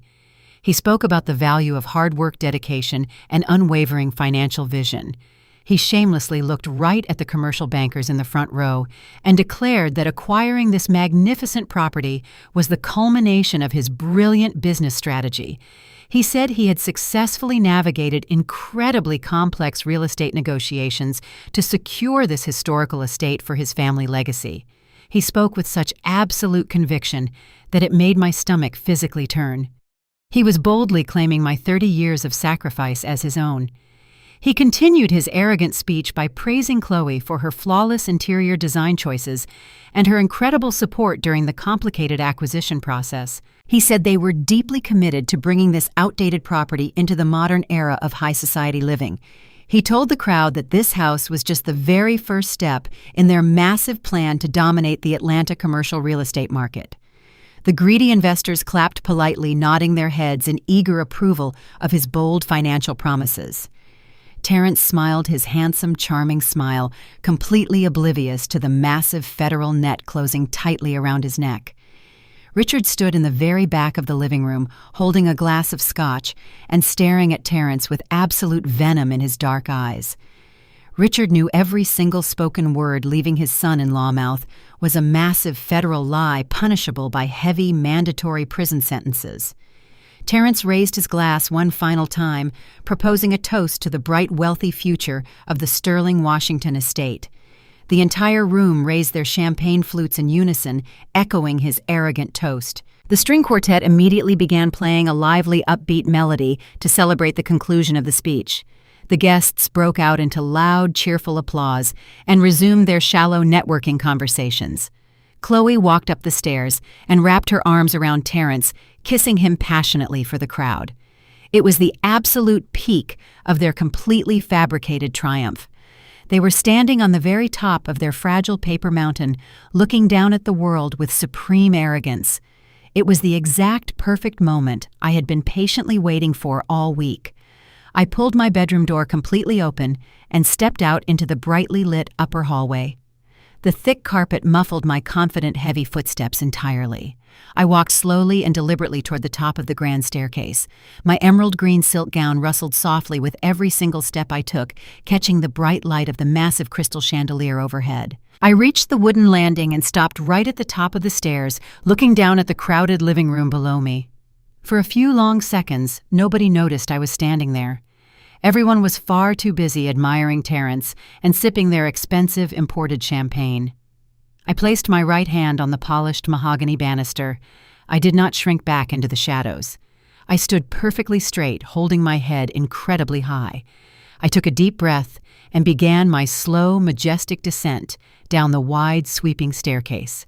I moved with the fluid grace of a woman who possessed massive power and had absolutely nothing left to lose in this dark, cruel world. A waiter carrying a silver tray of empty glasses was the very first person to see me. He stopped completely dead in his tracks, staring up at the stairs with wide, shocked eyes.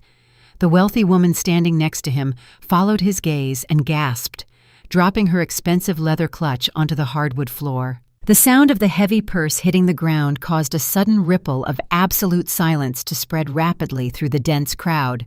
One by one, the arrogant guests stopped talking and turned their heads toward the grand staircase. The loud, cheerful chatter died out completely, replaced by a heavy, stunned quiet. The string quartet noticed the sudden dramatic shift in the atmosphere and abruptly stopped playing their instruments mid-note. The music died, leaving the massive house engulfed in absolute total silence. Every single eye in the living room was firmly locked directly onto me. I continued walking down the stairs, completely unbothered by the hundreds of people staring at me. The emerald green silk flowed beautifully behind me like a regal cape. The heavy gold pocket watch gleamed brightly against my chest. I looked absolutely spectacular. I looked like the true wealthy owner of the $1.2 million estate. The commercial bankers who had just listened to Terrence brag about his real estate acquisition looked deeply confused by my powerful sudden appearance. They whispered quietly to each other, asking who the stunning older woman descending the stairs could possibly be. Terrence and Chloe were standing near the massive stone fireplace, completely facing the other direction. When the music suddenly stopped and the room went completely dead quiet, Terrence frowned in deep annoyance. He turned around slowly, expecting to see a dropped glass or a spilled drink, interrupting his flawless high society celebration. Terrence's eyes instantly locked onto me, and the color completely drained out of his handsome face, leaving him looking like a terrified, pale ghost. He stumbled backward slightly, nearly knocking over a tall, rented floral arrangement. He opened his mouth to speak, but absolutely no sound came out of his throat. Chloe turned around right after him.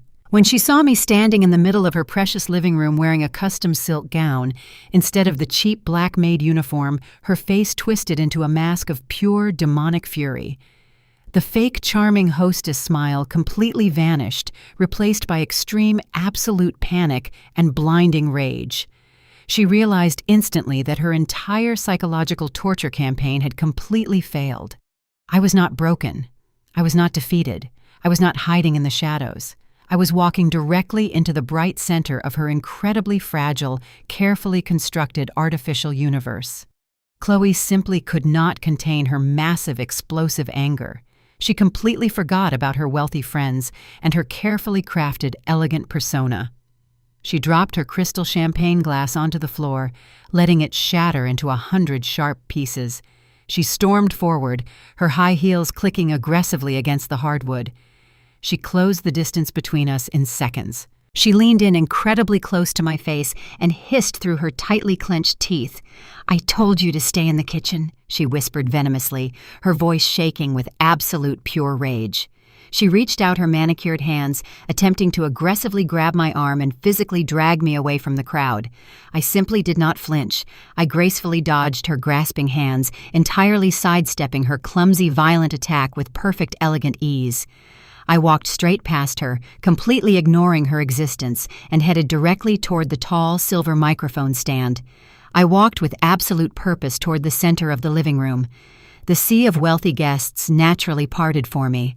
They stepped back, pulling their expensive silk dresses out of my way. My emerald green gown glided over the imported rugs. The heavy gold pocket watch rested securely against my chest. Every eye in the room tracked my movement. I did not look at the confused bankers or politicians. I kept my gaze locked entirely on the tall silver microphone stand, standing near the massive stone fireplace, waiting for me to finally claim my rightful place on the stage. Terrence had left it there after his arrogant speech. He had built this stage to elevate his own lies, but he foolishly left the spotlight burning bright. I reached the microphone and wrapped my fingers around the cool metal stand, feeling the cold, hard surface. I tapped the top of the microphone twice with my index finger, making a sharp thumping sound echo loudly through the massive speaker system vibrating against the high ceilings. The last lingering whispers in the room died away instantly. I leaned forward, placing my mouth near the metal mesh. "Welcome to my home," I said. My voice was incredibly calm, smooth, and deeply resonant. It rolled over the crowd, carrying the undeniable weight of absolute truth, washing over the terrified faces of my enemies. Chloe snapped out of her frozen shock. Her face turned an ugly shade of blotchy red, completely ruining her carefully applied makeup. She rushed forward, waving her hands frantically in the air, forcing a loud, desperate laugh to break the heavy tension. She stepped right next to me, trying to physically block my face from the crowd of wealthy party guests. "Oh, please forgive my mother-in-law," Chloe announced loudly to the room using her high-pitched, artificial host voice. "Her mind has been slipping so terribly lately," she said. "She gets incredibly confused about where she is right now. She wandered out of her room again, bless her heart." She reached out, grabbing my upper arm tightly, digging her sharp, manicured nails into my skin through the silk sleeve. She leaned close to my ear, whispering through her teeth, telling me she was going to completely destroy me for this absolute humiliation in front of all her important friends. I did not pull my arm away from her grip. I did not shrink back from her physical intimidation. I simply turned my head and looked down at her grasping hand, watching her fingers tremble against the green silk. Then I looked back up directly into her terrified eyes. I did not say a single word to her now. I reached into the hidden pocket of my emerald gown. With my free hand, I pulled out my cell phone. I kept my eyes locked on Chloe as I unlocked the screen perfectly with my thumb. Her fake smile began to falter violently. She realized I was holding a dangerous weapon. I raised the phone and pressed it directly against the top of the microphone to amplify the sound perfectly clear. I tapped the play button on the audio file I had queued up earlier that day. A small electronic beep echoed through the speakers, followed by a second of static. And then the crystal-clear sound of Chloe's own voice filled the massive living room. The audio was so pristine that it sounded like she was speaking a second time directly to the entire crowd. "You need to hide her blood pressure pills." The recorded voice of Chloe sneered loudly over the massive speakers vibrating the walls of the room. "If she thinks she is losing her mind, she will be much easier to push out into the street tonight." The guests in the room collectively gasped in absolute horror. A few of the older women covered their mouths, trembling. But the recording did not stop there. The audio continued playing relentlessly, exposing every dark hidden corner of their criminal conspiracy. The sound of Terrence's voice echoed next, answering his wife. "Do not worry about the pills," he said on the recording, sounding incredibly cold and dangerously calculating right now. "Just keep her locked in that freezing room. I already took care of the legal problem anyway. The notary stamped the fake power of attorney yesterday. I forged her signature perfectly, so the deed is officially in my name now. The house is ours, and the commercial bank will never know the difference." The entire living room seemed to instantly freeze solid. The wealthy commercial bankers standing in the front row suddenly turned incredibly pale. They stared at the speakers in disbelief. They had just heard their potential business partner confessing directly to federal wire fraud forgery and elder abuse in crystal-clear audio. The local politicians who had been sipping champagne with Chloe suddenly took several large steps backward, actively distancing themselves from the center of the room. They looked around nervously, realizing they were standing squarely inside an active crime scene. The recording continued playing. Chloe's voice echoed again, dripping with absolute malice. "We will just tell the pastor she has severe dementia." She laughed on the recording. "I already have the brochures for that cheap state-run nursing facility on the west side. By the time anyone figures out the house was stolen, she will be gone, locked away in a ward wearing a straitjacket." I reached out and tapped the screen of my phone, stopping the audio playback immediately. The sudden silence that followed was completely deafening. It was not a peaceful quiet. It was the suffocating, terrifying silence of a massive bomb that had just detonated, leaving nothing but total devastation in its wake. Nobody moved. Nobody took a breath. The guests were completely paralyzed by the sheer magnitude of the pure evil they had just witnessed. I slowly lowered my phone and looked out at the sea of horrified faces. I looked at the bank executives. Their expressions had shifted from confusion to absolute professional rage. They knew Terrence had nearly dragged their financial institutions into a massive illegal scandal that could have cost them millions of dollars and ruined their careers. I looked at Chloe country club friends.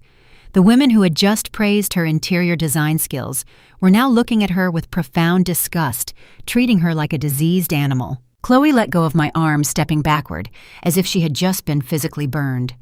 Her hands were shaking violently.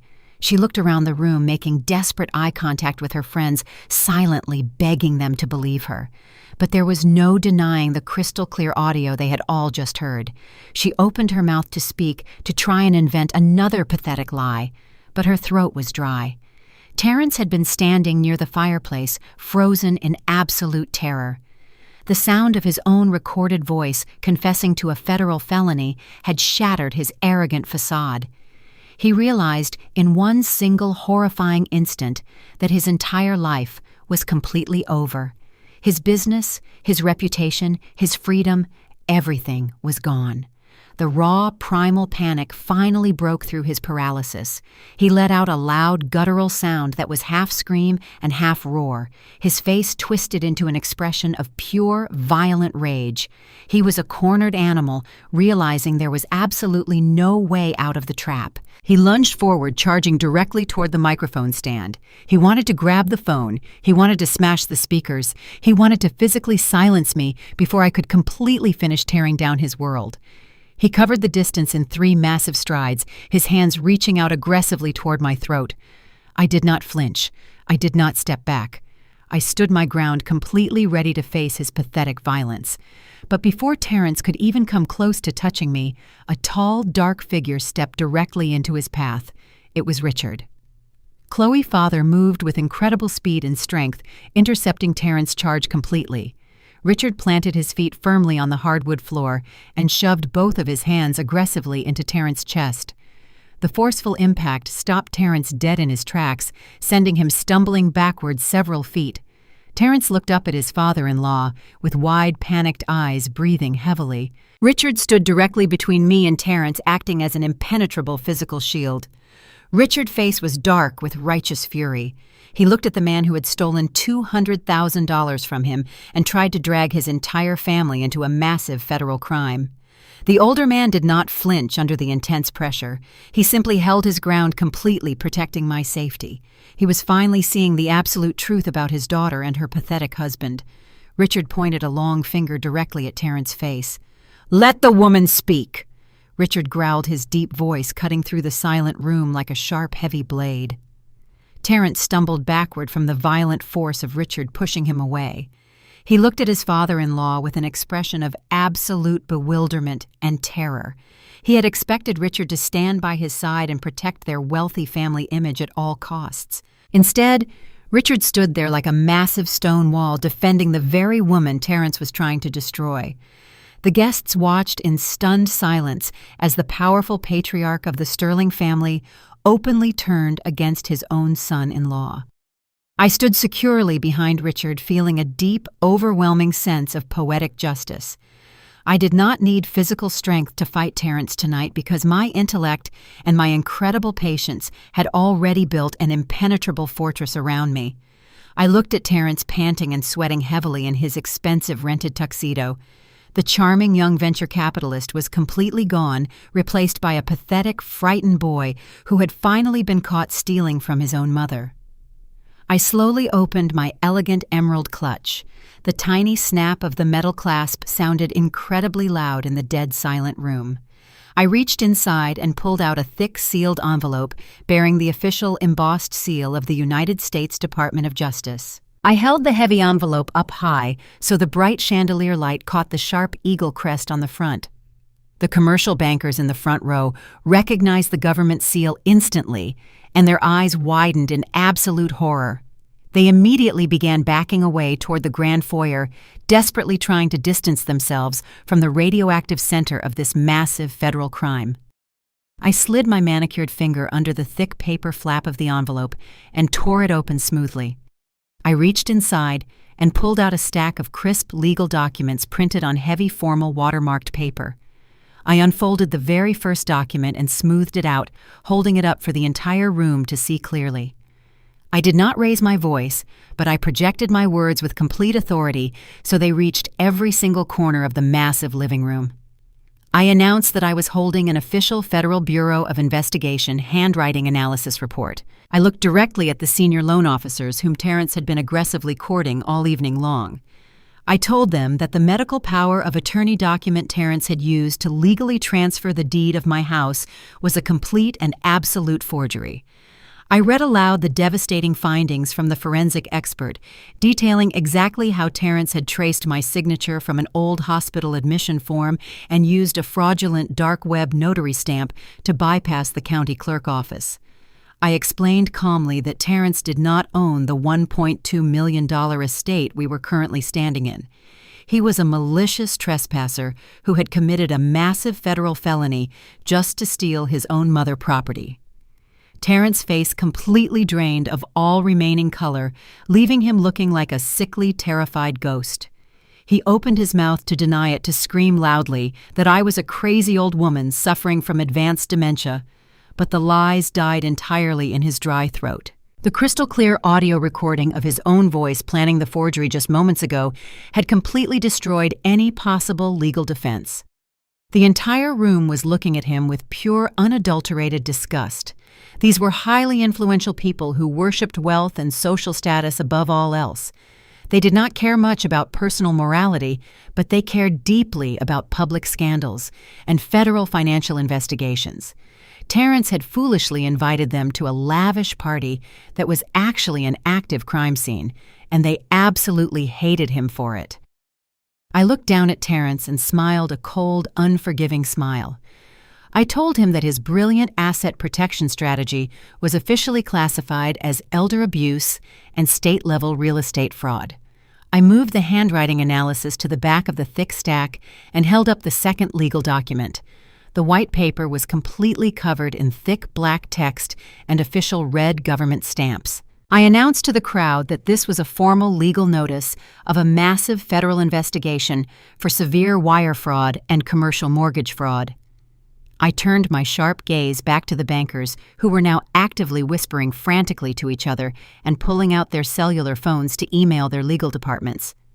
I informed the horrified crowd that Terrence Washington had recently attempted to secure a massive $3 million commercial loan using my stolen residential property as his primary collateral. I explained that by electronically submitting forged legal documents across state lines to a federally insured banking institution, Terrence had completely elevated his pathetic local theft into a massive federal conspiracy.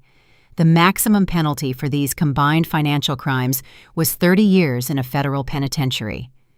Terrence's weak knees finally buckled under the crushing, terrifying weight of his absolute public destruction. He collapsed completely onto the expensive hardwood floor, falling right in front of the massive stone fireplace he had bragged about just 10 minutes earlier.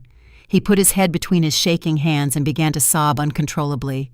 The arrogant businessman who had proudly clapped his hands when his wife ordered me out of my own living room was now weeping on the floor like a broken, miserable child. It was a truly pathetic sight, but I felt absolutely no pity for him in my heart. A mother love is completely unconditional right up until the exact moment her grown child tries to bury her alive out of pure, selfish greed. He had maliciously chosen money and fake status over the woman who gave him life, and now he was going to pay the ultimate terrifying price. Chloe had been standing near the fireplace, completely paralyzed by the rapid, violent succession of devastating revelations. She looked at her husband sobbing loudly on the floor, and then looked up at me with wild, panicked eyes. She realized that her beautiful high society debut had turned into a massive, highly public execution. But her nightmare was not even close to being over yet. Richard stepped out from in front of me and walked deliberately toward the center of the spacious room. He reached into the inside breast pocket of his dark charcoal suit jacket and pulled out a thick stack of folded financial papers. He did not look like a loving, supportive father attending a fun party. He looked like an incredibly dangerous, furious man exacting his own ruthless, brutal vengeance. Richard stopped right in front of Terrence and looked down at his weeping, pathetic son-in-law. Richard's voice boomed through the quiet room, vibrating with intense, raw fury. He announced to the large crowd of wealthy elites that Terrence was not just a massive real estate fraud. He told them Terrence was a degenerate, reckless gambler who had completely lost his mind trading volatile overseas cryptocurrency. Richard forcefully unfolded the papers in his hand and held up the highlighted bank statements for everyone to see. He pointed a shaking, angry finger directly at Terrence and loudly declared that this man had begged him for a $200,000 personal loan, claiming he urgently needed the money to buy the estate from his retiring sick mother. Richard explained clearly how Terrence had taken his money and immediately gambled every single penny away in less than 4 days. With a sudden, incredibly violent motion, Richard threw the heavy stack of bank statements and the signed promissory note directly into Terrence's face. The thick papers hit Terrence hard and scattered across the beautiful hardwood floor, fluttering down around him like dirty, contaminated snow. Richard yelled at the top of his lungs that Terrence was a disgusting, pathetic thief who had brazenly stolen from his own family to fund his pathetic delusions of grandeur. The wealthy guests gasped loudly in unison. Stealing from an elderly mother was absolutely horrifying, but stealing $200,000 from Richard Sterling was total social suicide. The local politicians and private investors immediately turned their backs on Terrence and Chloe, acting strictly as if they had never even met them before in their entire lives. Chloe was completely shattered. Her fake, perfect, shiny world dissolved into toxic ash right before her very eyes. She saw her wealthy country club friends looking at her with absolute revulsion and pure disgust. She saw her arrogant husband lying in a pile of damning legal evidence, weeping uncontrollably on the rug. In a desperate, frantic bid for social survival, she ran quickly across the room and threw herself directly at her father.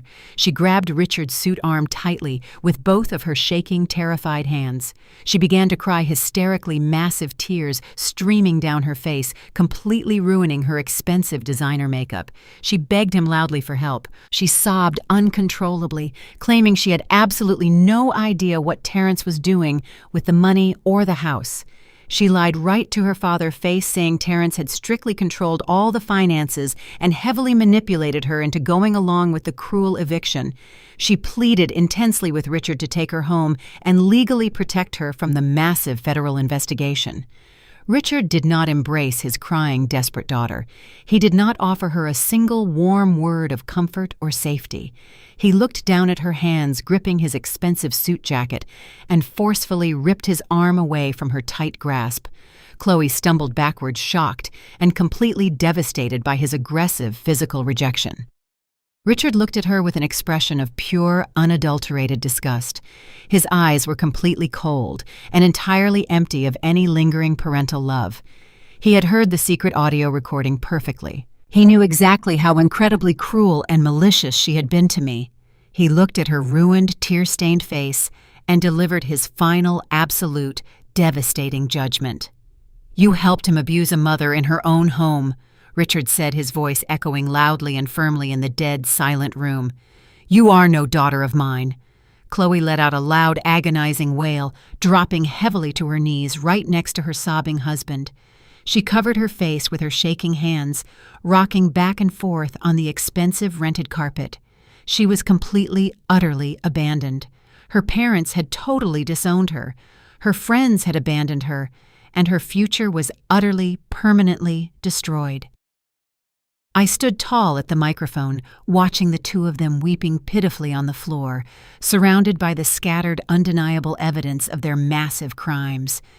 I felt a deep, profound sense of peace finally settle over my tired soul. The absolute heavy silence of the shocked crowd was suddenly broken by a faint piercing sound coming from outside the large estate. It started as a low, distant wail, but it grew louder and much more urgent with every passing second.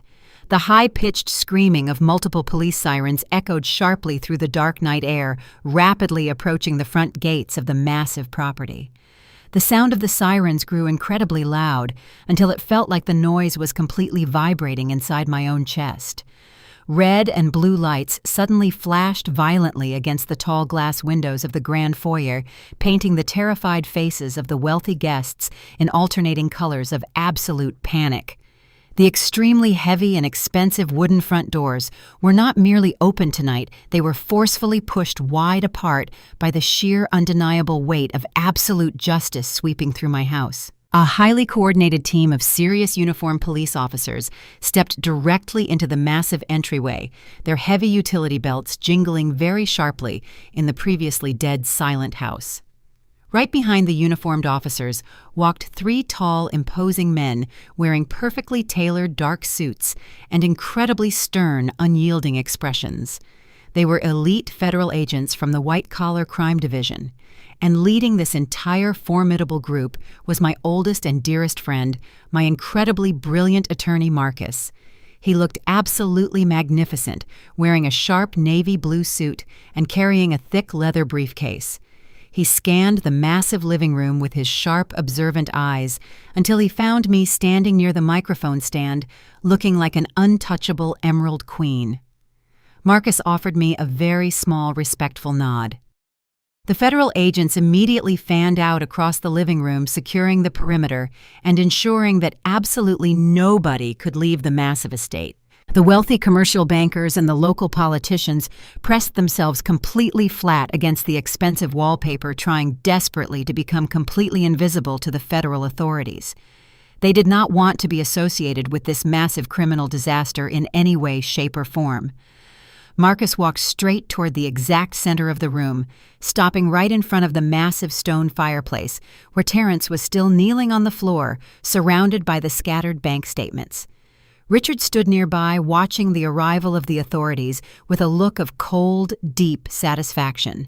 The ultimate destruction of the false empire had officially arrived, and there was absolutely nowhere left for Terrence to run. One of the tall federal agents stepped forward and looked down at my weeping son. He spoke in a loud, clear voice that easily filled the massive living room. He asked if the man kneeling on the floor was Terrence Washington. Terrence could not even formulate a proper sentence. He just let out a pathetic wet sob and nodded his head very slowly, staring blankly at the expensive hardwood floor. The federal agent immediately reached behind his back and pulled out a pair of heavy steel handcuffs. The sharp, metallic clicking sound echoed loudly through the entire room, making Chloe flinch violently. The agent ordered Terrence to stand up and place both of his hands securely behind his back. Terrence tried to stand, but his legs were completely shaking. Two uniformed police officers had to step forward and physically haul him up onto his feet by grabbing his expensive rented tuxedo jacket. They roughly pulled his arms behind him and secured the cold steel cuffs tightly around his wrists. The federal agent looked Terrence directly in the eyes and began reading him his absolute rights. He stated very clearly that Terrence was being placed under immediate federal arrest for massive interstate wire fraud commercial, mortgage fraud felony, forgery, and severe elder abuse. The guests gasped loudly again, hearing the terrifying list of federal charges read aloud in their presence. Terrence looked at me with wild, completely desperate eyes. He begged me to tell them it was all a big misunderstanding. He cried out that he was my only son and that I needed to protect him from the federal agents. I looked at the boy I had raised, the boy who had tried to throw me away like garbage just so he could pay off his pathetic gambling debts. I felt absolutely nothing for him anymore. I told him very calmly that my son died the exact moment he forged my signature and stole my home. I told him the man standing in front of me in handcuffs was just a common, greedy criminal. Terrence dropped his head, completely breaking down into loud, pathetic wails as the officers began to march him toward the front doors. Chloe watched her husband being dragged away by the federal agents, and the reality of her terrifying situation finally completely crushed her. She was losing her fake, wealthy lifestyle, her marriage, and her entire social standing all in one single devastating night. She turned around and saw her father Richard speaking quietly, with Marcus handing my attorney the promissory note for the stolen $200,000. She knew her parents were entirely gone forever. I was the absolute last person left in the massive living room. Chloe slowly turned her head and looked directly at me. Her expensive designer makeup was completely ruined by her massive tears, leaving dark, ugly streaks running down her pale cheeks. She stumbled forward, falling to her knees right at the edge of my elegant emerald silk gown. She reached out her shaking hands, begging me loudly for mercy. She sobbed that she had absolutely nowhere else to go tonight. She pleaded with me to let her stay in the master bedroom just for a few days until she could figure out a new plan. She promised she would be quiet and respectful and that she would never ever disrespect me again. She looked up at me with wide, terrified eyes, hoping to find the soft, forgiving mother-in-law she had viciously abused for months. But that woman was completely gone. I looked down at her pathetic, crying form and felt a surge of absolute righteous power. I remembered how she had ordered me to stay hidden in my room. I remembered how she had thrown my precious family photographs into a black plastic trash bag. I remembered how she had destroyed my husband's beautiful rose garden just yesterday morning. I took a slow, deep breath, letting the silence stretch out until every single person in the room was listening intently. I looked deep into her panicked, selfish eyes. I delivered the exact same words she had screamed at me just a few days ago. "Get out of my living room," I said. "Now!" Chloe let out a loud, agonizing scream as my absolute final judgment echoed through the dead, silent house. She refused to move, keeping her hands firmly planted on the expensive rented carpet. She cried loudly that this was her house too, and that she had legal rights as a resident. Marcus stepped forward smoothly, opening his thick leather briefcase. He pulled out a crisp legal document bearing the official seal of the state court. He looked down at Chloe and spoke in his sharp, professional attorney voice. He informed her very clearly that the deed transfer had been officially completely invalidated by the federal judge just an hour ago due to the massive felony forgery.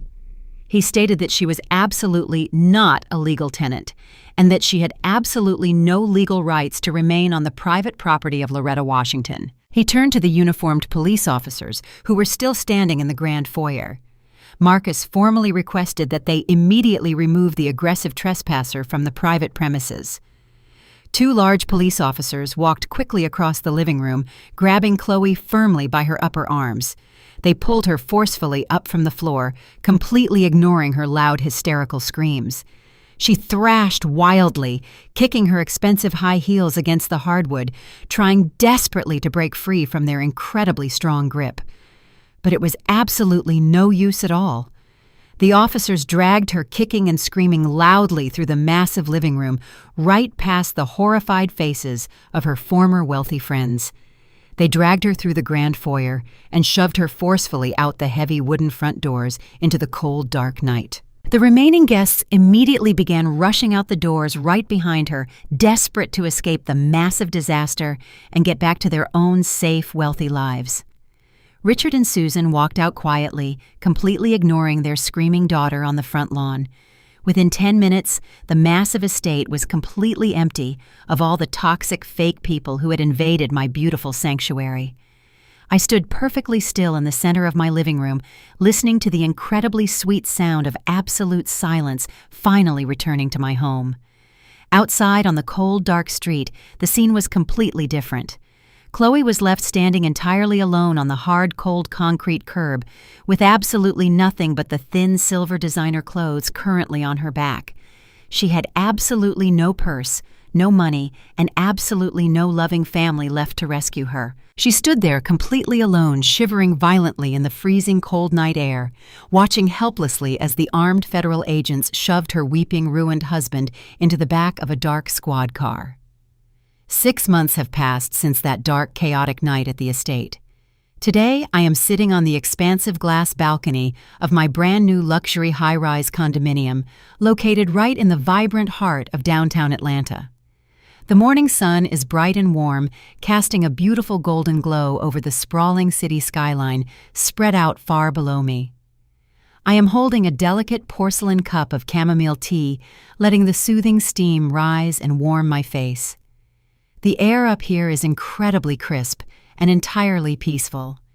There is absolutely no heavy bass music vibrating through my floorboards in the middle of the night. There are no condescending whispers echoing down the hallway. There is only the gentle hum of the city and the sweet, profound sound of my own absolute freedom. When I look around my stunning new home, I do not see sterile gray walls or cheap rented furniture. I see my own beautiful life meticulously curated and entirely controlled by me. I brought the few things that truly mattered. The vintage photographs of my grandparents are proudly displayed in the grand entryway. My late husband Marcus' heavy gold pocket watch sits safely in a velvet box on my bedside table. Everything else from the past was completely let go. I decided not to keep the massive $1.2 million estate. The physical house was incredibly beautiful, but the memories inside those walls had been permanently tainted by the dark, malicious greed of my own son and his cruel wife. Every time I walked into the kitchen, I saw Chloe smirking at me. Every time I looked at the backyard, I saw the violent destruction of the beautiful rose garden. I knew I had to completely close that chapter of my life to truly heal and move forward. So I called my brilliant attorney and dearest friend Marcus the very next morning after the spectacular arrest. We immediately put the sprawling property on the highly competitive real estate market. Because the title had been perfectly cleared by the federal judge and the neighborhood was highly sought after, we received multiple aggressive offers within the very first week.